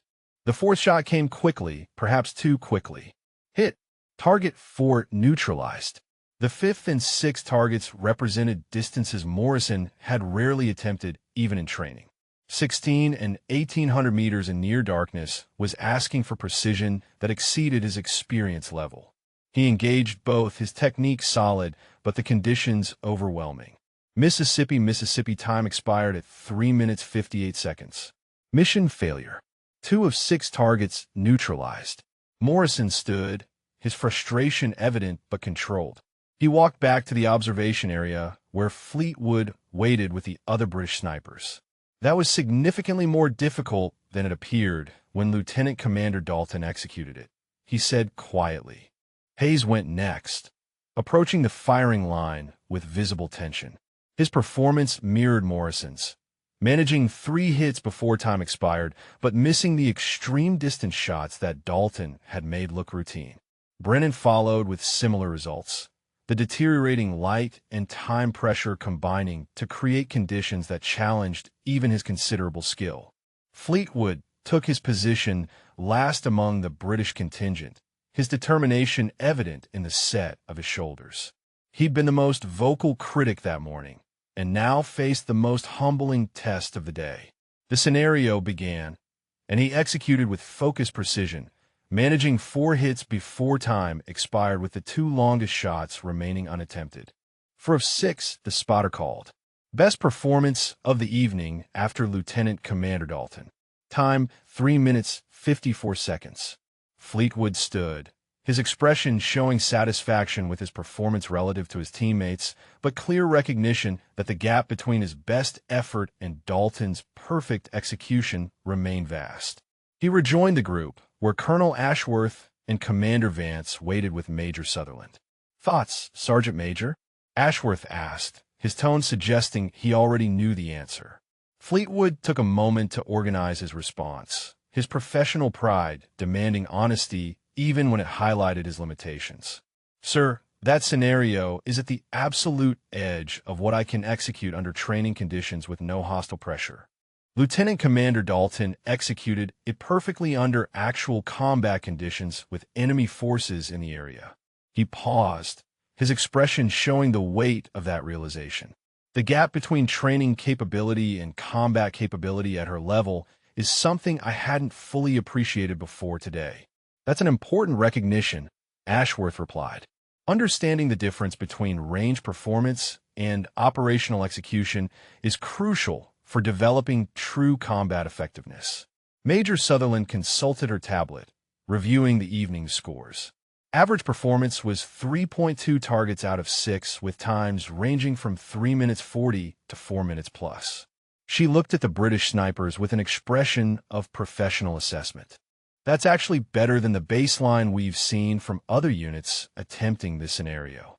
You should feel reasonably satisfied with your efforts. Morrison shook his head slightly. With respect, ma'am, satisfactory performance on a training evolution doesn't compare to perfect execution under fire. Lieutenant Commander Dalton's demonstration has shown us exactly how far we have to develop our capabilities. Commander Vance stepped forward, his weathered face showing approval at Morrison's assessment. That's exactly the right attitude, Corporal. Recognition of the gap is the first step toward closing it. He gestured toward Dalton, who was cleaning her rifle in the fading light. She didn't develop that capability overnight. 7 deployments, thousands of training hours, constant refinement of technique and mental discipline. What you witnessed today is the result of sustained commitment to excellence. Hayes had been quiet, but now spoke up with genuine curiosity. Sir, the original mission she replicated tonight. You mentioned strategic implications at theater level. Can you provide any context for what was at stake? Vance glanced at Major Sutherland, who nodded slightly. The convoy she was protecting contained senior coalition commanders moving to a critical planning conference. Intelligence indicated hostile forces were preparing an ambush with anti-armor weapons positioned along the route. He paused, his tone becoming more serious. Dalton's mission was to neutralize the ambush positions before the convoy entered the engagement area. 6 targets in 4 minutes, because that's how long it took the convoy to move through the danger zone. The weight of that information settled over the British snipers. Brennan spoke quietly, his voice carrying new understanding. If she missed any of those shots, senior commanders would have been killed. The strategic impact would have been significant. Hence the classification level on the operation, Sutherland confirmed. Success prevented casualties and allowed crucial planning to proceed. Failure would have altered the theater operational timeline substantially. Fleetwood stood straighter, his expression showing the full realization of what Dalton had accomplished. She made all 6 shots knowing that missing meant friendly deaths and strategic failure. That's operating under pressure most of us will never experience. And she volunteered to redeploy after a medical evaluation, Vance added. Took 3 weeks of mandatory recovery after an IED incident and immediately requested return to operational status. That's the level of commitment we're discussing. The British snipers exchanged glances, their morning's dismissive attitudes now seeming not just foolish, but almost offensive given the operational record they were learning about. Morrison voiced what they were all thinking. We spent the morning making jokes about someone who's accomplished more in 7 deployments than most operators achieve in entire careers. Yes, Ashworth said simply. You did. The question is what you do with that recognition now. Dalton approached the group, her rifle case secured and her equipment organized for transport. Her expression remained neutral, professional, showing no particular interest in the conversation about her background or accomplishments. She addressed Colonel Ashworth directly, her tone matter-of-fact. Sir, equipment is secured. Do you need anything else from me this evening? Ashworth shook his head. No, Lieutenant Commander. Excellent demonstration today. Your evaluation notes would be appreciated by end of week if that timeline works for you. Dalton nodded once. I'll have them to you by Wednesday, sir. She turned to leave, then paused and looked at the British snipers. Her expression softened slightly, the first real change from professional neutrality they'd seen all day. You all performed well this evening. The scenario is designed to be at the edge of capability. Don't judge yourselves too harshly. Fleetwood stepped forward, his demeanor respectful. Ma'am, before you go, would you be willing to discuss tactical approaches with us tomorrow? We'd benefit significantly from your operational experience. Dalton considered the request, her expression thoughtful. Tomorrow's evolution is close-quarter battle scenarios. Different skill set from long-range precision. She paused, then nodded slightly. But I'm scheduled to observe your room-clearing exercises. I can provide feedback during the debriefs if that would be helpful. That would be extremely helpful, Fleetwood replied. Thank you, ma'am. Dalton nodded once more and walked toward the parking area, her movements still economical and precise even in the casual act of leaving the range. The British snipers watched her go, their expressions showing a mixture of respect, chagrin, and determination. Hayes broke the silence first. Tomorrow morning, we approach everything differently. We're not here to show off or prove we're better than the Americans. We're here to learn from someone who's forgotten more about combat operations than we've experienced. Morrison and Brennan nodded agreement. Fleetwood stood quietly for a moment before speaking, his voice carrying command authority, but also humility. Tomorrow we act like the professionals we're supposed to be. We watch, we learn, and we improve our capabilities based on what Lieutenant Commander Dalton demonstrates. He looked at each of his team members, and we never, ever, make assumptions about operator capability based on anything except demonstrated performance. Colonel Ashworth watched the exchange with satisfaction. That's the right approach, Sergeant Major. You've all learned a valuable lesson today, even if it came with some bruising to professional pride. He gestured toward the range building. Debrief in 15 minutes. Then I suggest you all get proper rest. Tomorrow's close-quarter scenarios are physically demanding, and Lieutenant Commander Dalton's evaluation will be thorough. The British snipers moved toward the building, their earlier casual banter replaced by serious discussion of technique, capability gaps, and approaches for improvement. The day had fundamentally shifted their understanding of excellence, and none of them would approach joint training the same way again. The next morning arrived with clear skies and temperatures already climbing toward uncomfortable by 700 hours. The training facility had been reconfigured overnight, The long-range shooting positions were placed by a complex of structures designed to simulate close-quarter combat environments. Buildings, corridors, stairwells, and interconnected rooms created the kind of maze where marksmanship meant nothing without tactical movement and split-second decision-making. Fleetwood and his team arrived 30 minutes early, their demeanor markedly different from the previous day's casual confidence. They checked their equipment with methodical precision, reviewed building layouts, and discussed tactical approaches with the focused seriousness of operators who understood they were about to be evaluated by someone whose operational experience dwarfed their own. Dalton arrived exactly on time, her equipment secured in a tactical vest that showed the wear patterns of multiple deployments.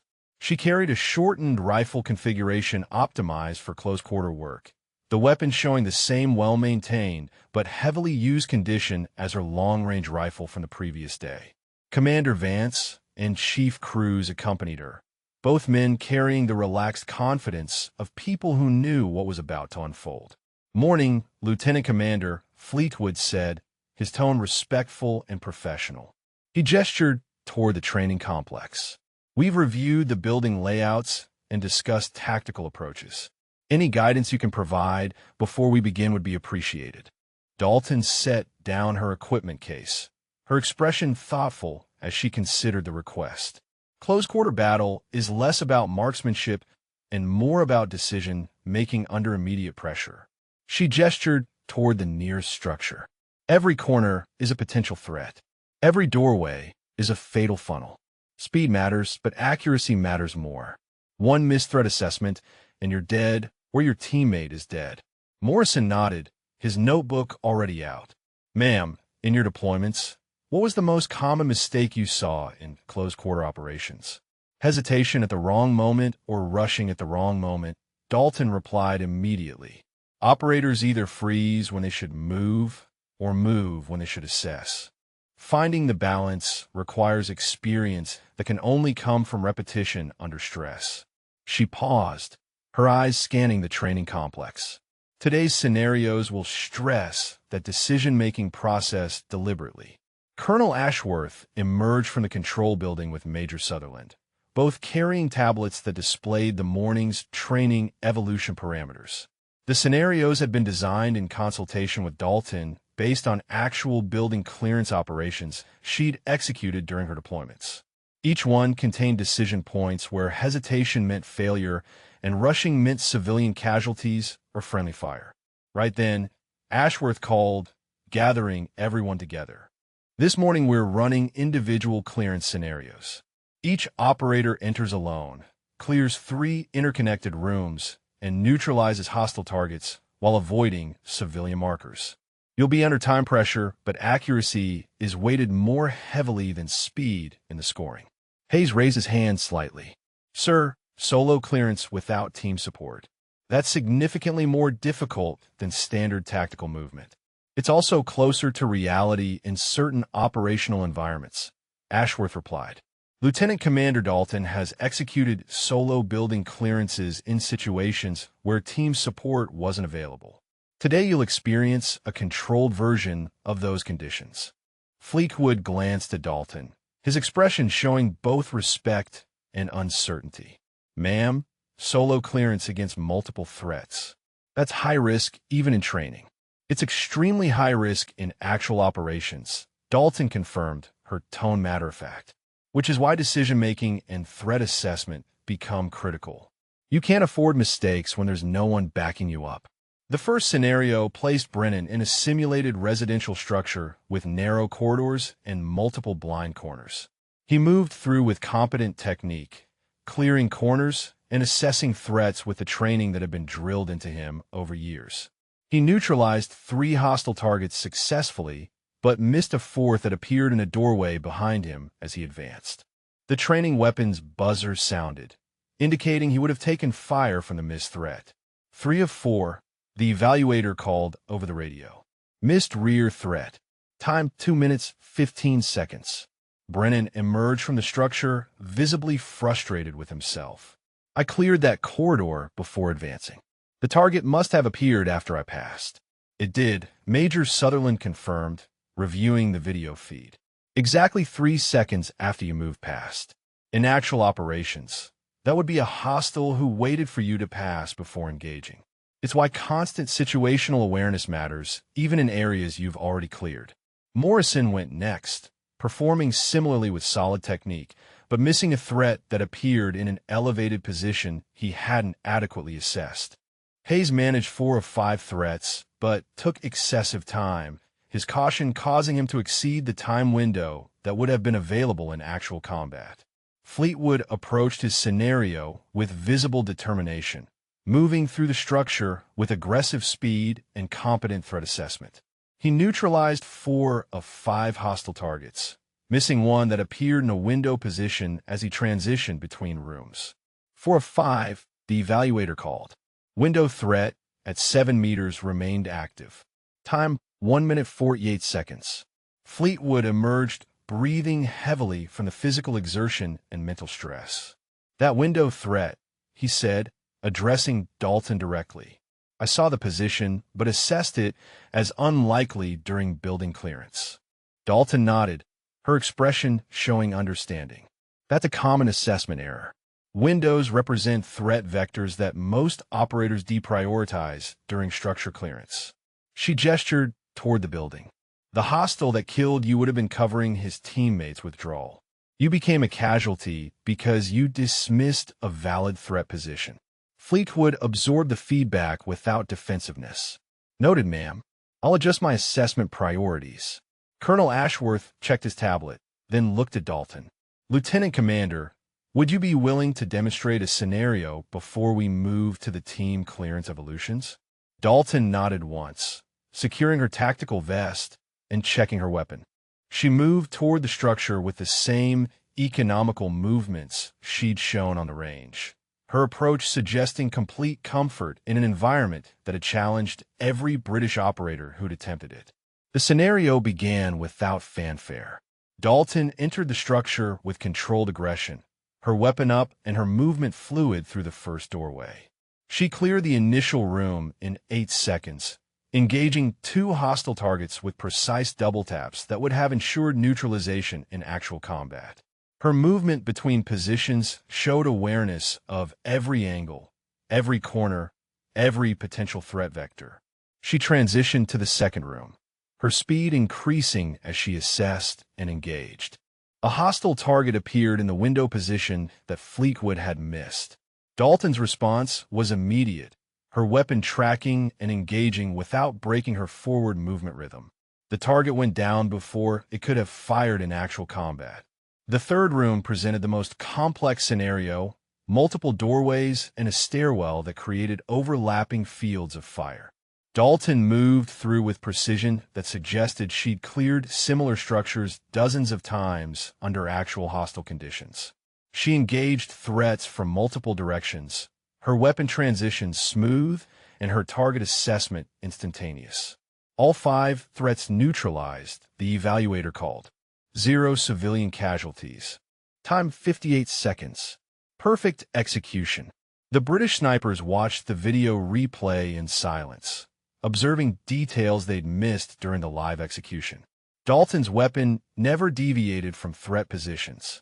Her movement placed her body in positions that minimized exposure while maximizing her ability to engage. She'd assessed and engaged the window threat that Fleetwood missed without breaking stride or hesitating. Morrison spoke quietly, his voice carrying professional admiration. She cleared that structure in 58 seconds with perfect accuracy. I took 2 minutes 15 and missed a threat. Because she's done it for real, Vance said, approaching the group. Multiple times, under conditions where mistakes meant death. What you're watching is the result of 7 deployments worth of building clearances in hostile urban environments. Hay shook his head slowly. The speed she maintained while keeping perfect accuracy. That's not just training. That's combat-proven instinct. Ashworth gestured toward the training complex. We're moving to team clearances next. 2-person elements clearing larger structures with more complex threat scenarios. Lieutenant Commander Dalton will partner with Commander Vance to demonstrate. Then you'll run with your assigned partners. Fleetwood watched Dalton as she reviewed her weapon and prepared for the next evolution. She moved with the casual competence of someone for whom tactical operations were routine, almost mundane. The British Sergeant Major's expression showed continued recognition of the vast gap between his experience and hers. Brennan stood beside him, his voice quiet. "Sergeant Major, we're watching someone who operates at a level most of us will never reach. Every evolution she runs, she makes it look routine." "That's because for her it is routine," Fleetwood replied. 7 deployments means she's cleared more hostile structures than we've cleared in training. He paused, watching Dalton coordinate with Vance for the team demonstration. "Yesterday, we were making jokes about our capability. Today, we're learning exactly how outclassed we were in making those assessments." Morrison joined them, his notebook filled with observations from the morning's evolutions. "The most valuable part of this training isn't attempting the scenarios ourselves. It's watching her execute them and understanding what's actually possible with enough operational experience." Hayes nodded agreement. "Every time she demonstrates, she's showing us the standard we should be working toward. Not the standard we'll reach tomorrow or next month, but the standard that's possible with sustained commitment." The team clearance demonstration began with Dalton and Vance entering a larger structure that required coordinated movement and communication. Their execution showed the kind of seamless teamwork that came from years of operational experience together. They cleared rooms with overlapping fields of fire, communicated with minimal verbal cues, and neutralized threats with efficiency that made the complex scenario look almost simple. When they emerged, both operators appeared relaxed despite having just executed a tactically demanding evolution under time pressure. The contrast with the British snipers' earlier performances, which had left them breathing heavily and visibly stressed, was stark and unmistakable. The afternoon heat settled over the training facility with oppressive intensity, temperatures pushing past 95 degrees as Colonel Ashworth briefed the final evolution of the joint exercise. The British snipers stood in partial shade near the control building, their fatigue evident, but their attention focused entirely on the briefing. 2 days of watching Dalton demonstrate capability that exceeded their understanding had fundamentally changed their approach to the training. This final scenario combines elements from the previous evolutions. Ashworth began, his tablet displaying a complex operational layout. Long-range precision shot to neutralize a high-value target, followed immediately by building clearance to secure the objective area.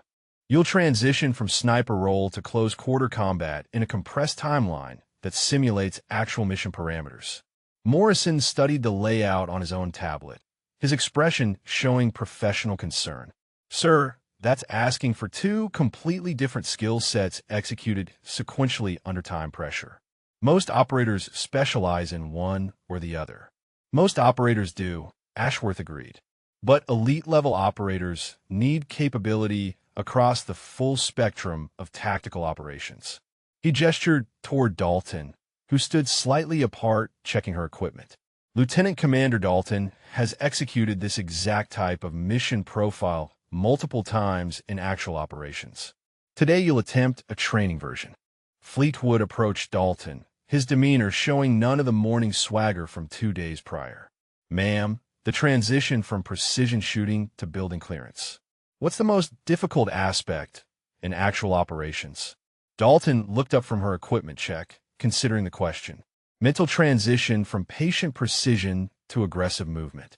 Your mindset for long-range shooting is controlled, calculating, methodical. Building clearance requires immediate aggression and rapid decision-making." She paused, her expression thoughtful. "The difficulty is making that mental shift in seconds while maintaining tactical effectiveness in both roles."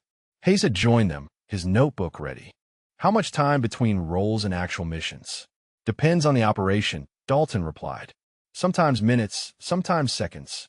I've taken shots and been inside structures within 30 seconds when the tactical situation required immediate action before targets could react to the initial engagement." Brennan shook his head slightly, his expression showing the realization of how demanding such operations were. That's extraordinary operational tempo. Most training evolutions give us time to reset mentally between different tactical roles. Real operations don't provide that luxury, Dalton said simply. The enemy doesn't wait for you to feel ready. She secured her vest and checked her weapon. Today's scenario compresses the timeline deliberately to stress that transition capability. Major Sutherland stepped forward, her tablet showing detailed parameters. Initial target at 1,400 meters, deteriorating light conditions similar to yesterday evening. Upon confirmed neutralization, you'll have 90 seconds to transition to the structure and complete clearance of 4 interconnected rooms with multiple hostile and civilian markers. Total mission window is 6 minutes from first shot. The British snipers exchanged glances, their expressions showing recognition that this evolution exceeded anything they'd attempted even in career training. Morrison voiced what they were all thinking. Ma'am, that's an extremely aggressive timeline for combined operations. It's the timeline from an actual mission Lieutenant Commander Dalton executed in Baghdad 14 months ago, Sutherland replied. High-value target elimination followed by immediate structure clearance to secure intelligence materials before they could be destroyed. Mission success required both precision and speed across both tactical roles. Fleetwood stood straighter, his professional interest evident despite the intimidating parameters. Ma'am, the Baghdad mission. Can you share the operational outcome? Target neutralized, structure cleared, intelligence secured, Sutherland said. 0 friendly casualties. 0 civilian casualties. Strategic intelligence that influenced theater operations for the following 6 months. She paused, her tone becoming more serious. It was one of the highest value missions executed that quarter. The weight of that information settled over the group. Hayes closed his notebook slowly, seeming to recognize that what they were about to attempt represented not just training, but a window into actual strategic-level operations that most would never experience. Morrison went first, approaching the evolution with visible determination. His precision shot at 1,400 meters was solid, taking the target down after 12 seconds of preparation. His transition to the building clearance showed competent speed, but the mental shift from patience to aggression cost him seconds. He cleared 3 of 4 rooms successfully, but ran out of time before completing the final clearance. 3 rooms cleared, 2 hostile targets neutralized, Sutherland called. Mission failure due to incomplete clearance. Time 6 minutes, 4 seconds. Morrison emerged, visibly frustrated but nodding acceptance. The transition between roles took too long. I could feel myself trying to shift mindset, and it cost critical seconds. Brennan and Hayes followed with similar results, each managing partial mission success, but failing to complete within the aggressive timeline. Both showed solid individual skills in each tactical role, but struggled with the rapid transition that the scenario demanded. Fleetwood took his position with the focused intensity of someone who understood this might be his final opportunity to demonstrate capability. His precision shot came after 10 seconds, a confirmed hit at 1,400 meters despite deteriorating light. His transition was faster than his teammates, showing aggressive movement toward the structure. He cleared 2 rooms successfully, engaged threats with competent accuracy, but encountered a complex multi-threat scenario in the 3rd room that exceeded his decision-making capability under time pressure. 2 rooms cleared, 3 hostile targets neutralized, Sutherland called. Mission failure on 3rd room clearance. Time 5 minutes, 52 seconds.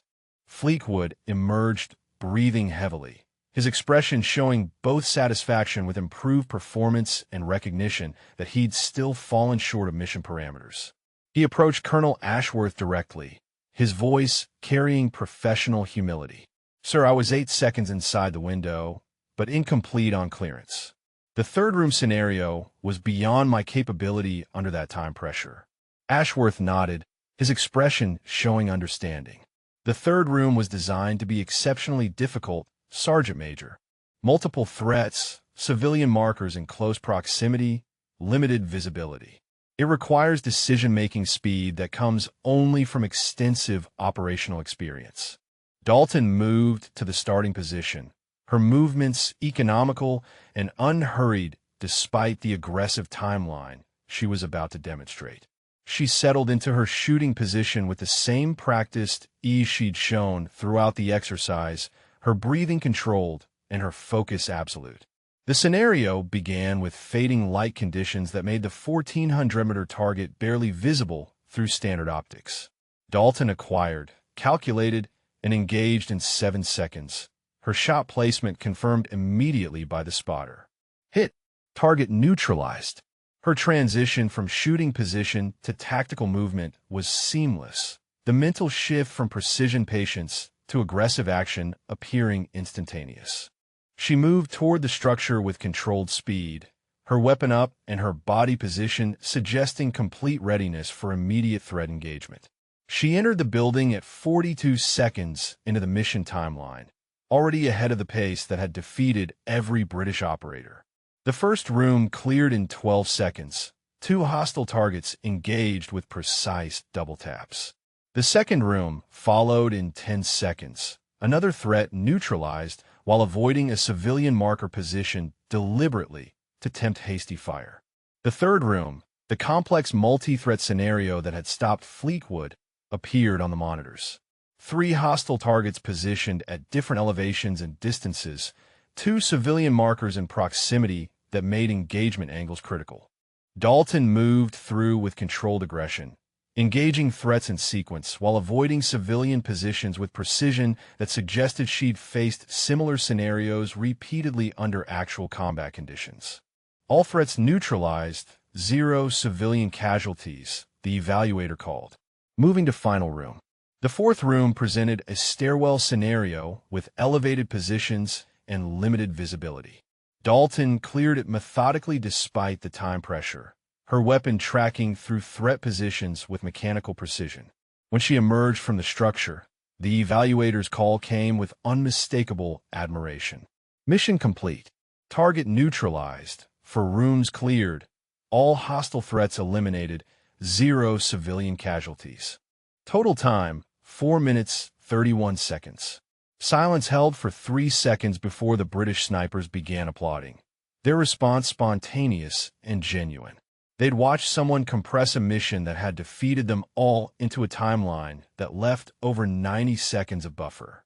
The execution had been flawless, the transition instantaneous, the capability demonstrated beyond anything in their experience.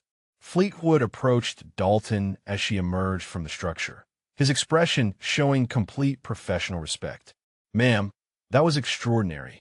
For minutes 31 seconds, for an evolution we couldn't complete in 6 minutes. That's operating at a level I've never witnessed." Dalton's expression remained neutral, but something in her eyes suggested she appreciated the sincere acknowledgement.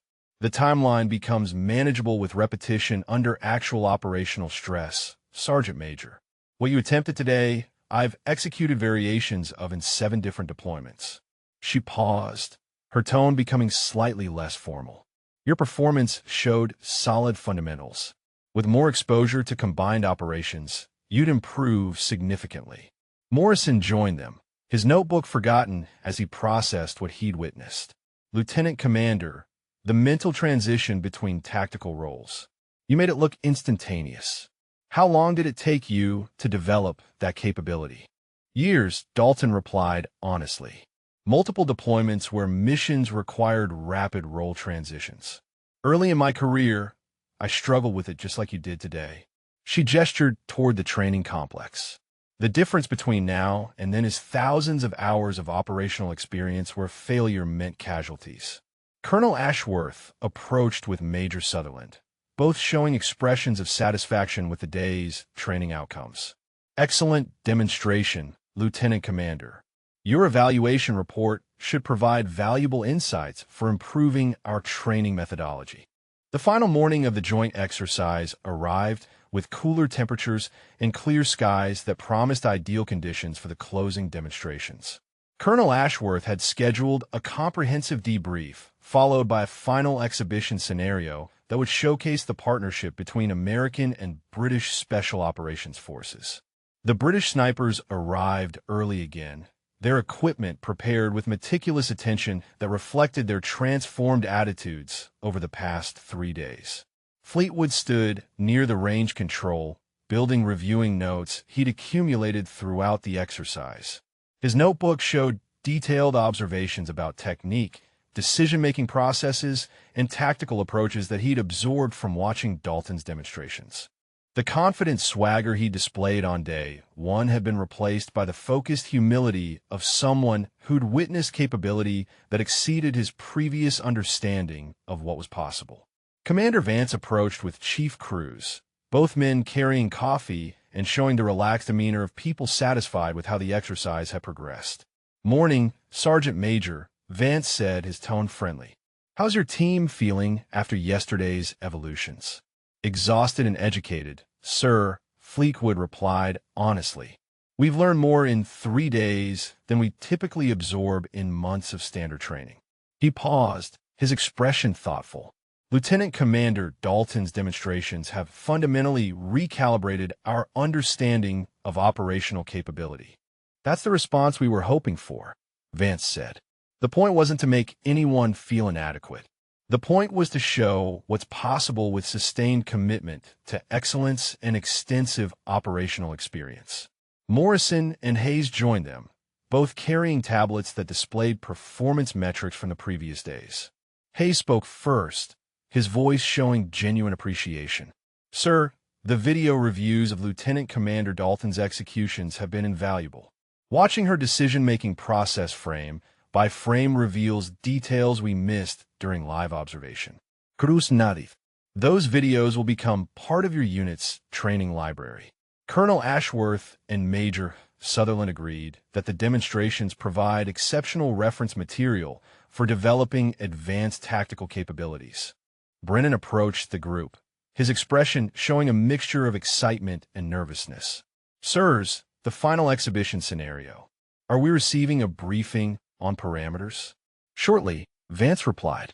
"Colonel Ashworth is finalizing details now." He glanced toward the range, where technicians were making adjustments to target positions and structural layouts. "This scenario is designed to showcase integrated operations between allied forces. You'll be working alongside our team rather than attempting to match their performance." "That's a significant relief," Morrison admitted. "Attempting to match Lieutenant Commander Dalton's capability has been humbling, to say the least." Dalton emerged from the equipment building carrying her rifle case and tactical vest, her appearance showing the same professional readiness she'd maintained throughout the exercise. She walked toward the group with economical strides, her expression neutral but not unwelcoming. "Morning, Lieutenant Commander," Fleetwood said, his tone carrying genuine respect. "We're looking forward to the final demonstration." Dalton nodded once, setting down her equipment. "Morning, Sergeant Major. Today's scenario is a bit different from what you've been running. It's designed to show how British and American operators can work together on complex missions." She paused, her expression becoming slightly less formal. "You'll be partnering with Chief Cruz and me on a simulated hostage rescue that requires coordinated precision shooting and building clearance." Fleetwood's eyebrows raised slightly. "Ma'am, you're saying we'll be executing the mission alongside you rather than observing?" "Correct," Dalton replied. "Colonel Ashworth wants to end the exercise with a demonstration of actual joint operational capability rather than individual performance comparisons." She gestured toward the range where the scenario was set up. 3-person team, 1 British operator partnered with 2 American operators, executing a time-sensitive hostage rescue with multiple complications. Morrison stepped forward, his professional interest evident. "Ma'am, what kind of complications are we discussing?" "Multiple hostiles, civilian hostages in close proximity, time pressure due to simulated intelligence that hostages are at imminent risk," Dalton explained. "You'll need to coordinate fire with American shooters while executing building clearance under aggressive timeline constraints." Hayes glanced at Brennan, both men showing expressions of nervous anticipation. "That's significantly more complex than individual evolutions." communication, and coordination become critical factors. Exactly, Dalton confirmed, which is the point of joint exercises. Learning to operate effectively with allied forces under mission conditions that require trust and coordination. Colonel Ashworth emerged from the control building with Major Sutherland, both carrying briefing materials. He called the group together, his expression showing satisfaction with how the exercise had progressed. Right then, final scenario briefing. This evolution demonstrates why we conduct these joint exercises. You're not competing against each other anymore. You're working together to accomplish a mission that requires capabilities from both forces. He displayed the scenario layout on a large screen. Hostage situation in a compound structure. 3 hostiles holding 2 civilian hostages. Intelligence indicates hostiles are preparing to execute hostages within 8 minutes. Mission requires simultaneous precision shots to neutralize exterior guards, followed by immediate building clearance to secure hostages before remaining hostiles can react. Fleetwood studied the layout carefully, his tactical mind processing the complexity. Sir, simultaneous precision shots suggest coordinated engagement from multiple positions. Correct, Ashworth replied. 1 British sniper, 1 American sniper, coordinating fire on 2 exterior guards while a 3rd operator prepares for immediate building entry. He gestured toward Dalton and Cruz. Lieutenant Commander Dalton and Chief Cruz will serve as American operators. Sergeant Major Fleetwood, you'll represent the British contribution. Fleetwood straightened slightly, the honor of being selected evident in his expression despite the pressure of performing alongside operators whose capability had intimidated him for 3 days. Sir, understood. I'll do my best to meet the standard required. We're not asking you to match their capability, Ashworth said firmly. We're asking you to bring your considerable skills to a team effort where everyone contributes according to their training and experience. He looked at Dalton and Cruz.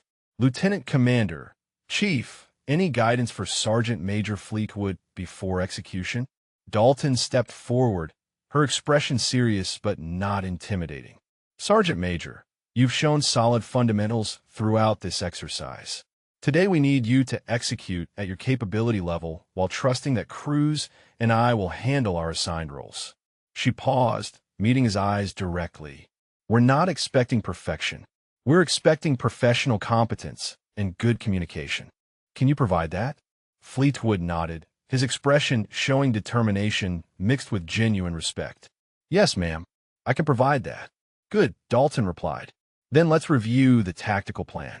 The next 30 minutes involved detailed coordination that Fleetwood found both challenging and enlightening. Dalton and Cruz discussed tactical approaches with the kind of shorthand communication that came from years of operational experience together, but they deliberately included Fleetwood in every decision point and explained their reasoning when his questions revealed gaps in understanding. Morrison, Hayes, and Brennan watched from the observation area as the 3-person team prepared, their expressions showing a mixture of relief that they weren't being asked to perform and genuine interest in seeing how integrated operations functioned at the highest level. This is what we should have been focusing on from the beginning, Morrison said quietly. Not trying to prove we're better than the Americans, but learning how to work effectively with them. Hayes nodded agreement. The sergeant major's about to get a real education in what joint operations require. And honestly, watching him work alongside Lieutenant Commander Dalton will teach us more than attempting scenarios ourselves. The scenario preparation continued with meticulous attention to timing, communication protocols, and contingency planning. Dalton explained her shot timing expectations. Cruz outlined his building entry approach, and Fleetwood described his target acquisition process. The coordination revealed both the complexity of joint operations and the professional respect that had developed between operators who'd started the exercise with very different attitudes. Final coordination check, Dalton said, her tone becoming more formal as execution approached. Sergeant Major, you're engaging Target 1 on the east perimeter at my signal. I'll take Target 2 on the west perimeter simultaneously. Our shots must occur within 1 second of each other to prevent alert. Confirmed?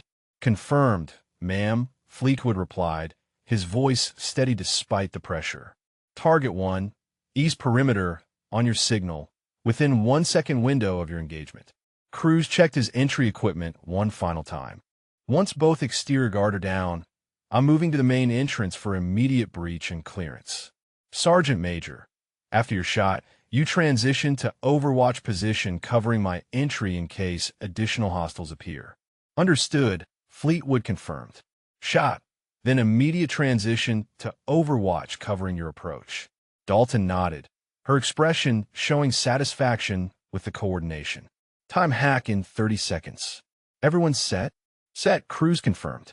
Set, Fleetwood echoed, his voice carrying the focused intensity of someone about to execute a complex mission alongside operators whose capability he'd learned to respect deeply. Colonel Ashworth's voice came over the radio system. All stations, mission is live in 10 seconds. Execute on Lieutenant Commander Dalton's signal. The observation area fell silent as technicians confirmed all systems were active. Morrison leaned forward, his attention fixed on monitors that would show multiple angles of the execution. Hayes had his tablet ready to record performance metrics. Brennan simply watched, recognizing that what was about to unfold represented joint operational capability at levels most operators never experienced. Time, Dalton said quietly over the radio, her voice calm and controlled. Stand by for engagement signal. Fleetwood settled into a shooting position with controlled breathing, his scope centered on target 1 at the east perimeter. The target sat at 1,100 meters, a challenging but manageable distance under the morning's favorable conditions. He could hear Dalton's breathing over the radio connection, steady and measured, the sound of someone completely comfortable with what they were about to execute. Stand by, Dalton's voice came through calm and clear.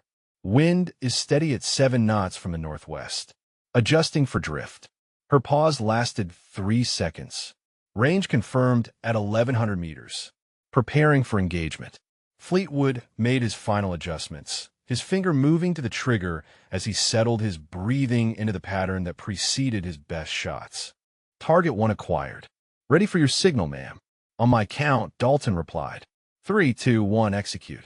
Both rifles cracked simultaneously, the shots echoing across the range in near-perfect synchronization. Fleetwood's shot took slightly longer to reach target, the 1,100-meter distance requiring just over 1 second of flight time. Through his scope, he watched the target indicator flash confirmation of hit. Target 1 down, he called immediately. Target 2 down, Dalton confirmed. Chief, you're clear for entry. Moving, Cruz's voice came back, the sound of rapid footsteps audible as he sprinted toward the structure entrance. The coordination had been flawless, the simultaneous shots executed within the required 1-second window. Fleetwood transitioned quickly to his overwatch position, his scope now covering Cruz's approach to the main entrance. The building clearance was about to begin, and his role was to ensure no additional threats emerged to compromise Cruz's entry. Cruz reached the entrance in 12 seconds, his movement controlled despite the speed. He paused for a half-second tactical assessment before executing the breach, his entry smooth and professional. The interior cameras showed him moving through the first corridor with controlled aggression, his weapon up and his positioning calculated to minimize exposure. First corridor clear, Cruz called. Moving to main room. Fleetwood maintained his overwatch position, his scope tracking potential threat positions around the structure perimeter. Movement at a second-floor window caught his attention, a hostile target that hadn't been in the initial briefing appearing with a weapon.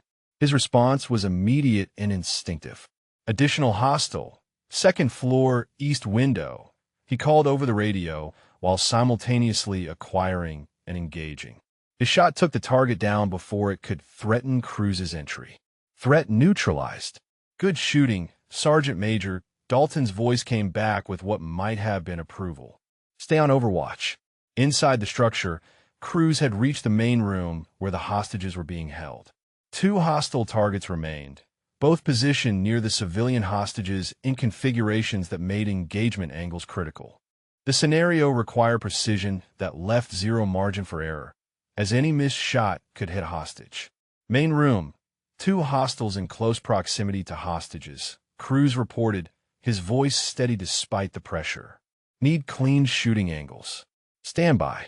Fleetwood watched through his scope as Cruz maneuvered within the structure, the interior cameras showing his careful positioning to create engagement opportunities that avoided hostage positions.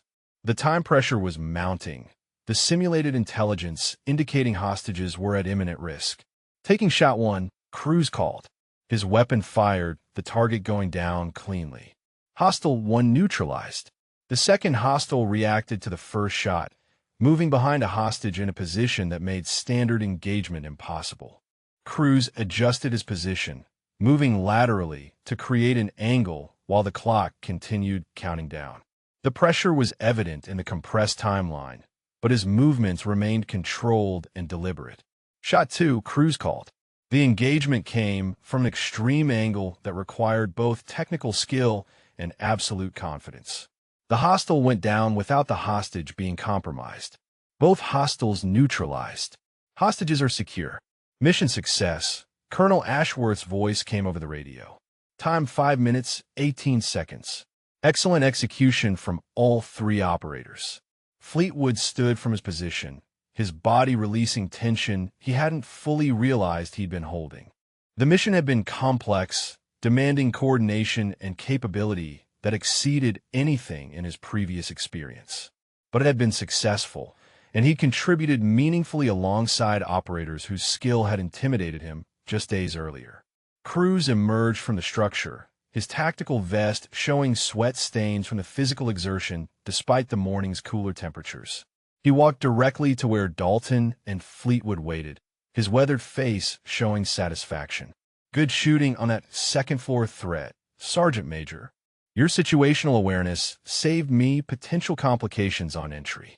Thank you, Chief, Fleetwood replied, the acknowledgement from an operator of Cruz's experience carrying significant weight. Your building clearance was extraordinary. Those shot angles in the main room were incredibly difficult. Part of the job, Cruz said simply, but his expression showed appreciation for the recognition. Dalton approached, her rifle secured, and her expression showing the closest thing to warmth Fleetwood had seen from her during the entire exercise. Sergeant Major, that was solid work. Your coordination was professional, your shot timing was precise, and your threat identification on the additional hostile was exactly what we needed. She paused, meeting his eyes directly. You operated as part of a team at a level that meets joint operation standards. Well done. The praise, coming from someone whose capability had redefined Fleetwood's understanding of excellence, carried weight that formal commendations could never match. Thank you, ma'am. Working alongside you and Chief Cruz has been the most educational experience of my career.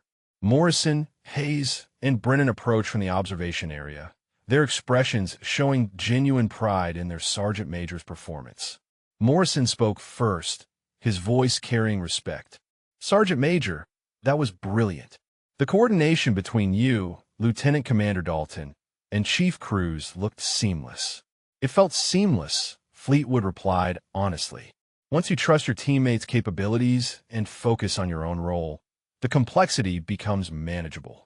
He glanced at Dalton and Cruz, though it helps considerably when your teammates operate at their level. Colonel Ashworth joined the group with Major Sutherland, both showing expressions of satisfaction with how the exercise had concluded. That scenario demonstrated exactly why we conduct joint training, Ashworth said, his tone carrying authority mixed with genuine pleasure. 3 operators from 2 nations executing a complex mission with professional coordination and successful outcome. He looked at Fleetwood directly. Sergeant Major, your performance today showed significant development from your capabilities at the start of this exercise. Fleetwood stood straighter, accepting the assessment. Sir, 3 days ago, I made comments about American operators that reflected ignorance rather than informed assessment. This exercise has demonstrated that capability exists at levels I hadn't previously encountered. He gestured toward Dalton and Cruz. Working alongside operators of their caliber has been humbling and educational in equal measure. That's the appropriate response, Ashworth replied, understanding that there's always more to learn and always higher standards to pursue. He turned to address the full group. The formal debrief will be at 1300 hours. Between now and then, I encourage everyone to review video footage and discuss tactical approaches. This has been one of the most successful joint exercises we've conducted, largely because everyone was willing to learn rather than simply trying to prove themselves. Major Sutherland consulted her tablet, reviewing performance metrics from the morning's execution. The coordination timing between Sergeant Major Fleetwood and Lieutenant Commander Dalton was within 0.3 seconds. That's exceptional synchronization for operators who hadn't trained together before this week. She looked up with professional appreciation. Your simultaneous shots would meet operational standards for actual mission execution. Hay spoke quietly to Morrison, his voice showing admiration. 3 days ago, the Sergeant Major was making jokes about American capabilities. Today, he executed a mission alongside one of their most experienced operators with timing that meets operational standards. That's extraordinary professional development. It's what happens when ego gets set aside and learning becomes the priority, Morrison replied. We all entered this exercise with assumptions that proved incorrect. At least we were capable of recognizing our errors and adjusting accordingly. Brennan nodded agreement, his attention returning to where Dalton was reviewing equipment with crews and discussing the mission execution. Watching her operate these past 3 days has fundamentally changed my understanding of what's possible with sustained commitment to excellence. She set a standard I'll be working toward for the rest of my career. Vance approached the British group, his weathered face showing satisfaction with how the exercise had progressed, and concluded, Gentlemen, your Sergeant Major performed admirably this morning. More importantly, your entire unit showed the ability to recognize capability, acknowledge when your initial assessments were incorrect, and adjust your attitudes accordingly. He paused, his expression becoming more serious. That kind of professional flexibility is rarer than you might think. Many operators can't set aside ego long enough to learn from people they initially underestimated. Fleetwood rejoined his team, his expression showing a mixture of satisfaction with the morning's performance and continued recognition of how much he'd learned. Right, he said, his tone carrying command authority. Formal debrief at 1300. Between now and then, I want detailed reviews of the video footage. We're going to extract every lesson we can from this exercise because opportunities to train alongside operators of Lieutenant Commander Dalton's caliber don't come frequently. The British snipers nodded, their earlier casual attitudes replaced by focused professionalism. Morrison voiced what they were all thinking. Sergeant Major, this has been the most valuable training we've received in years. Not because it was easy, but because it showed us standards we didn't know existed. Agreed, Fleetwood replied. And now we have those standards as reference points for developing our own capabilities. He glanced toward where Dalton stood, still engaged in professional discussion with Cruz and Vance. We may never reach her level, but understanding what's possible gives us direction for improvement. The formal debrief took place in the climate-controlled conference room, with all participants assembled around a large table displaying performance metrics and video footage from the 3-day exercise.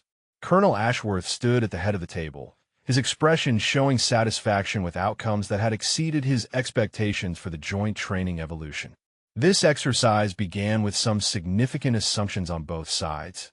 Ashworth began, his tone carrying authority mixed with subtle amusement.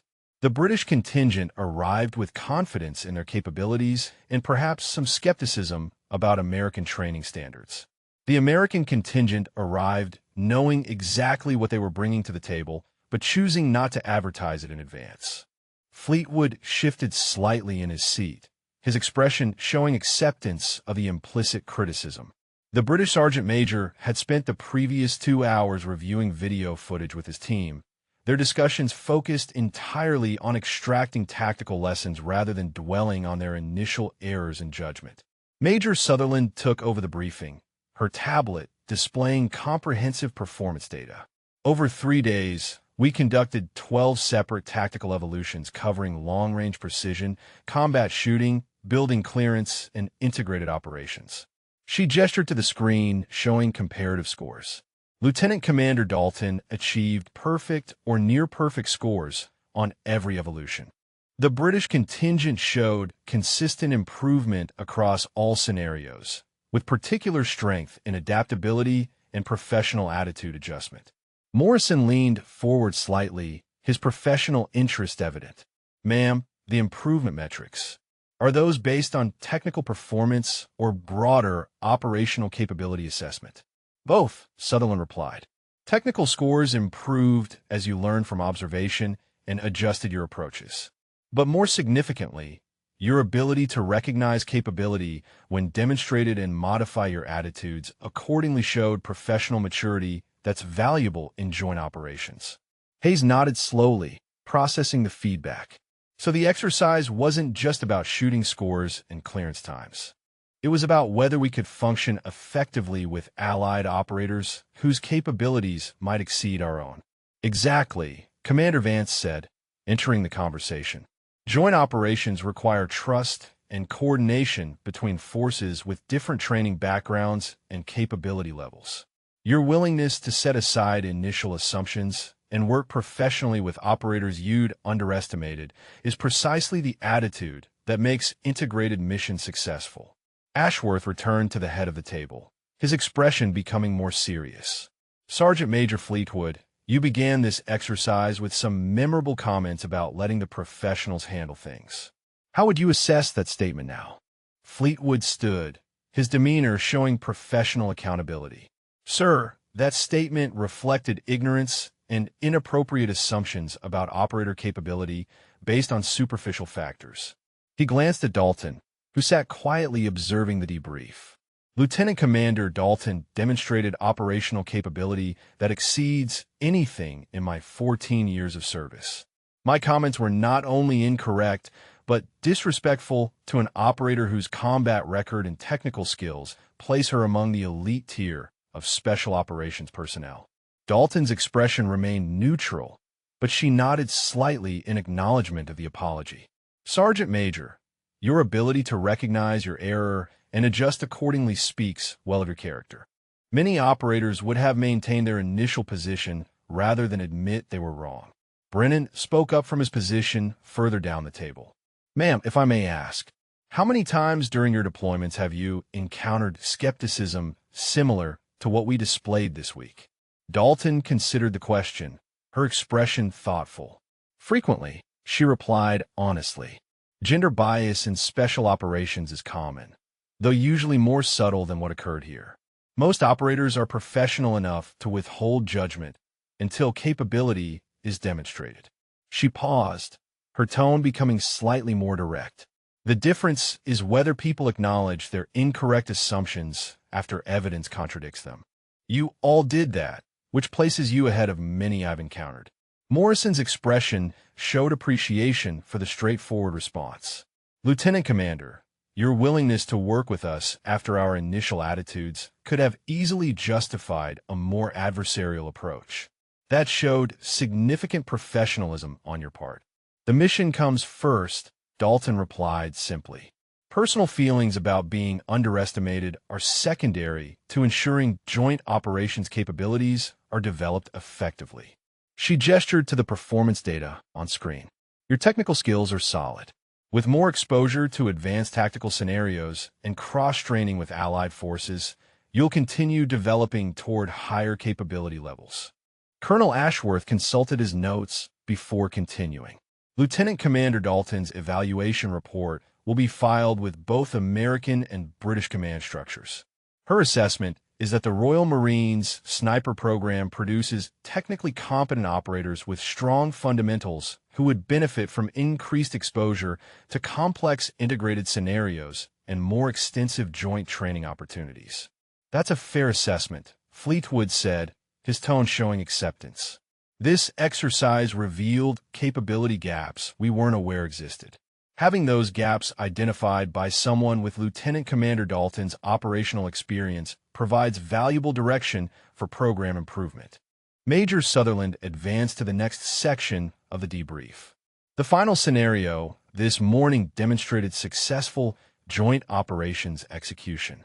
Sergeant Major Fleetwood's coordination with American operators met operational standards for actual mission deployment. That's the outcome we target with these exercises, building capability for integrated missions rather than simply comparing individual performance. Hayes looked at the mission footage showing the coordinated shots and building clearance. Ma'am, that scenario felt significantly different from the individual evolutions. Working as part of a team with clear role definition made the complexity more manageable.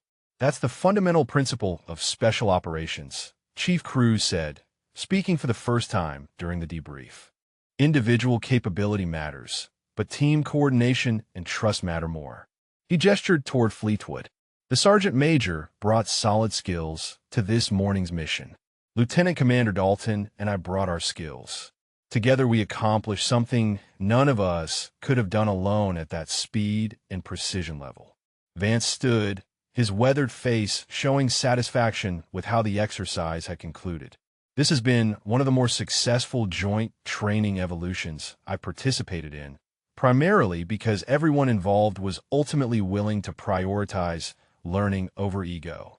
He looked directly at the British contingent. You arrived with confidence, encountered capability that exceeded your expectations, acknowledged your initial misjudgments, and adjusted your approach accordingly. That's professional growth in compressed timeline. Ashworth nodded agreement. The formal portion of this debrief is concluded. Video footage and performance data will be available for your review and training purposes. He paused, his expression becoming less formal. This evening we have an informal gathering planned where everyone can interact without the pressure of evaluation and performance metrics. I encourage everyone to attend. The formal debrief broke up with participants moving toward the video displays to review specific scenarios in detail. Fleetwood approached Dalton, who was discussing technical details with Cruz and Vance. The British Sergeant Major waited respectfully for a pause in their conversation before speaking. Lieutenant Commander, he said, his tone formal but genuine. I want to thank you properly for your patience this week. Your demonstrations provided education that will influence my approach to training and operations for the remainder of my career. Dalton turned to face him, her expression showing the slight warmth that had emerged during the final scenarios. Sergeant Major, you and your team showed exactly the kind of professional flexibility that makes joint operations successful. Initial assumptions matter less than willingness to adjust when evidence contradicts them. She extended her hand. It was a pleasure working with you this morning. Fleetwood shook her hand, the gesture carrying weight that formal military courtesies couldn't convey. The pleasure was entirely mine, ma'am. If circumstances ever bring you to the UK for training, my unit would be honored to host you. I'll keep that in mind, Dalton replied with what might have been a slight smile. Morrison, Hayes, and Brennan approached together, their expressions showing the respect that had developed over 3 days of watching exceptional capability demonstrated repeatedly. Morrison spoke for the group. Lieutenant Commander, we all owe you apologies for our initial attitudes.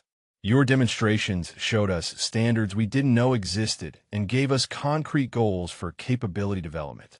Dalton's expression remained professional but not cold.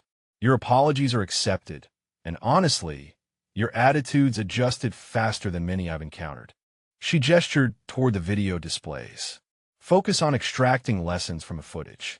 That's where the real value of this exercise lies. If you enjoyed the story, please drop a comment and let us know your favorite part, character, or if you've had a similar situation happen to you before. Maybe you've served alongside someone whose capabilities far exceeded initial expectations, or perhaps you've witnessed the kind of professional growth the British team demonstrated. The evening gathering brought all participants together in an informal setting that encouraged conversation without the pressure of ongoing evaluation.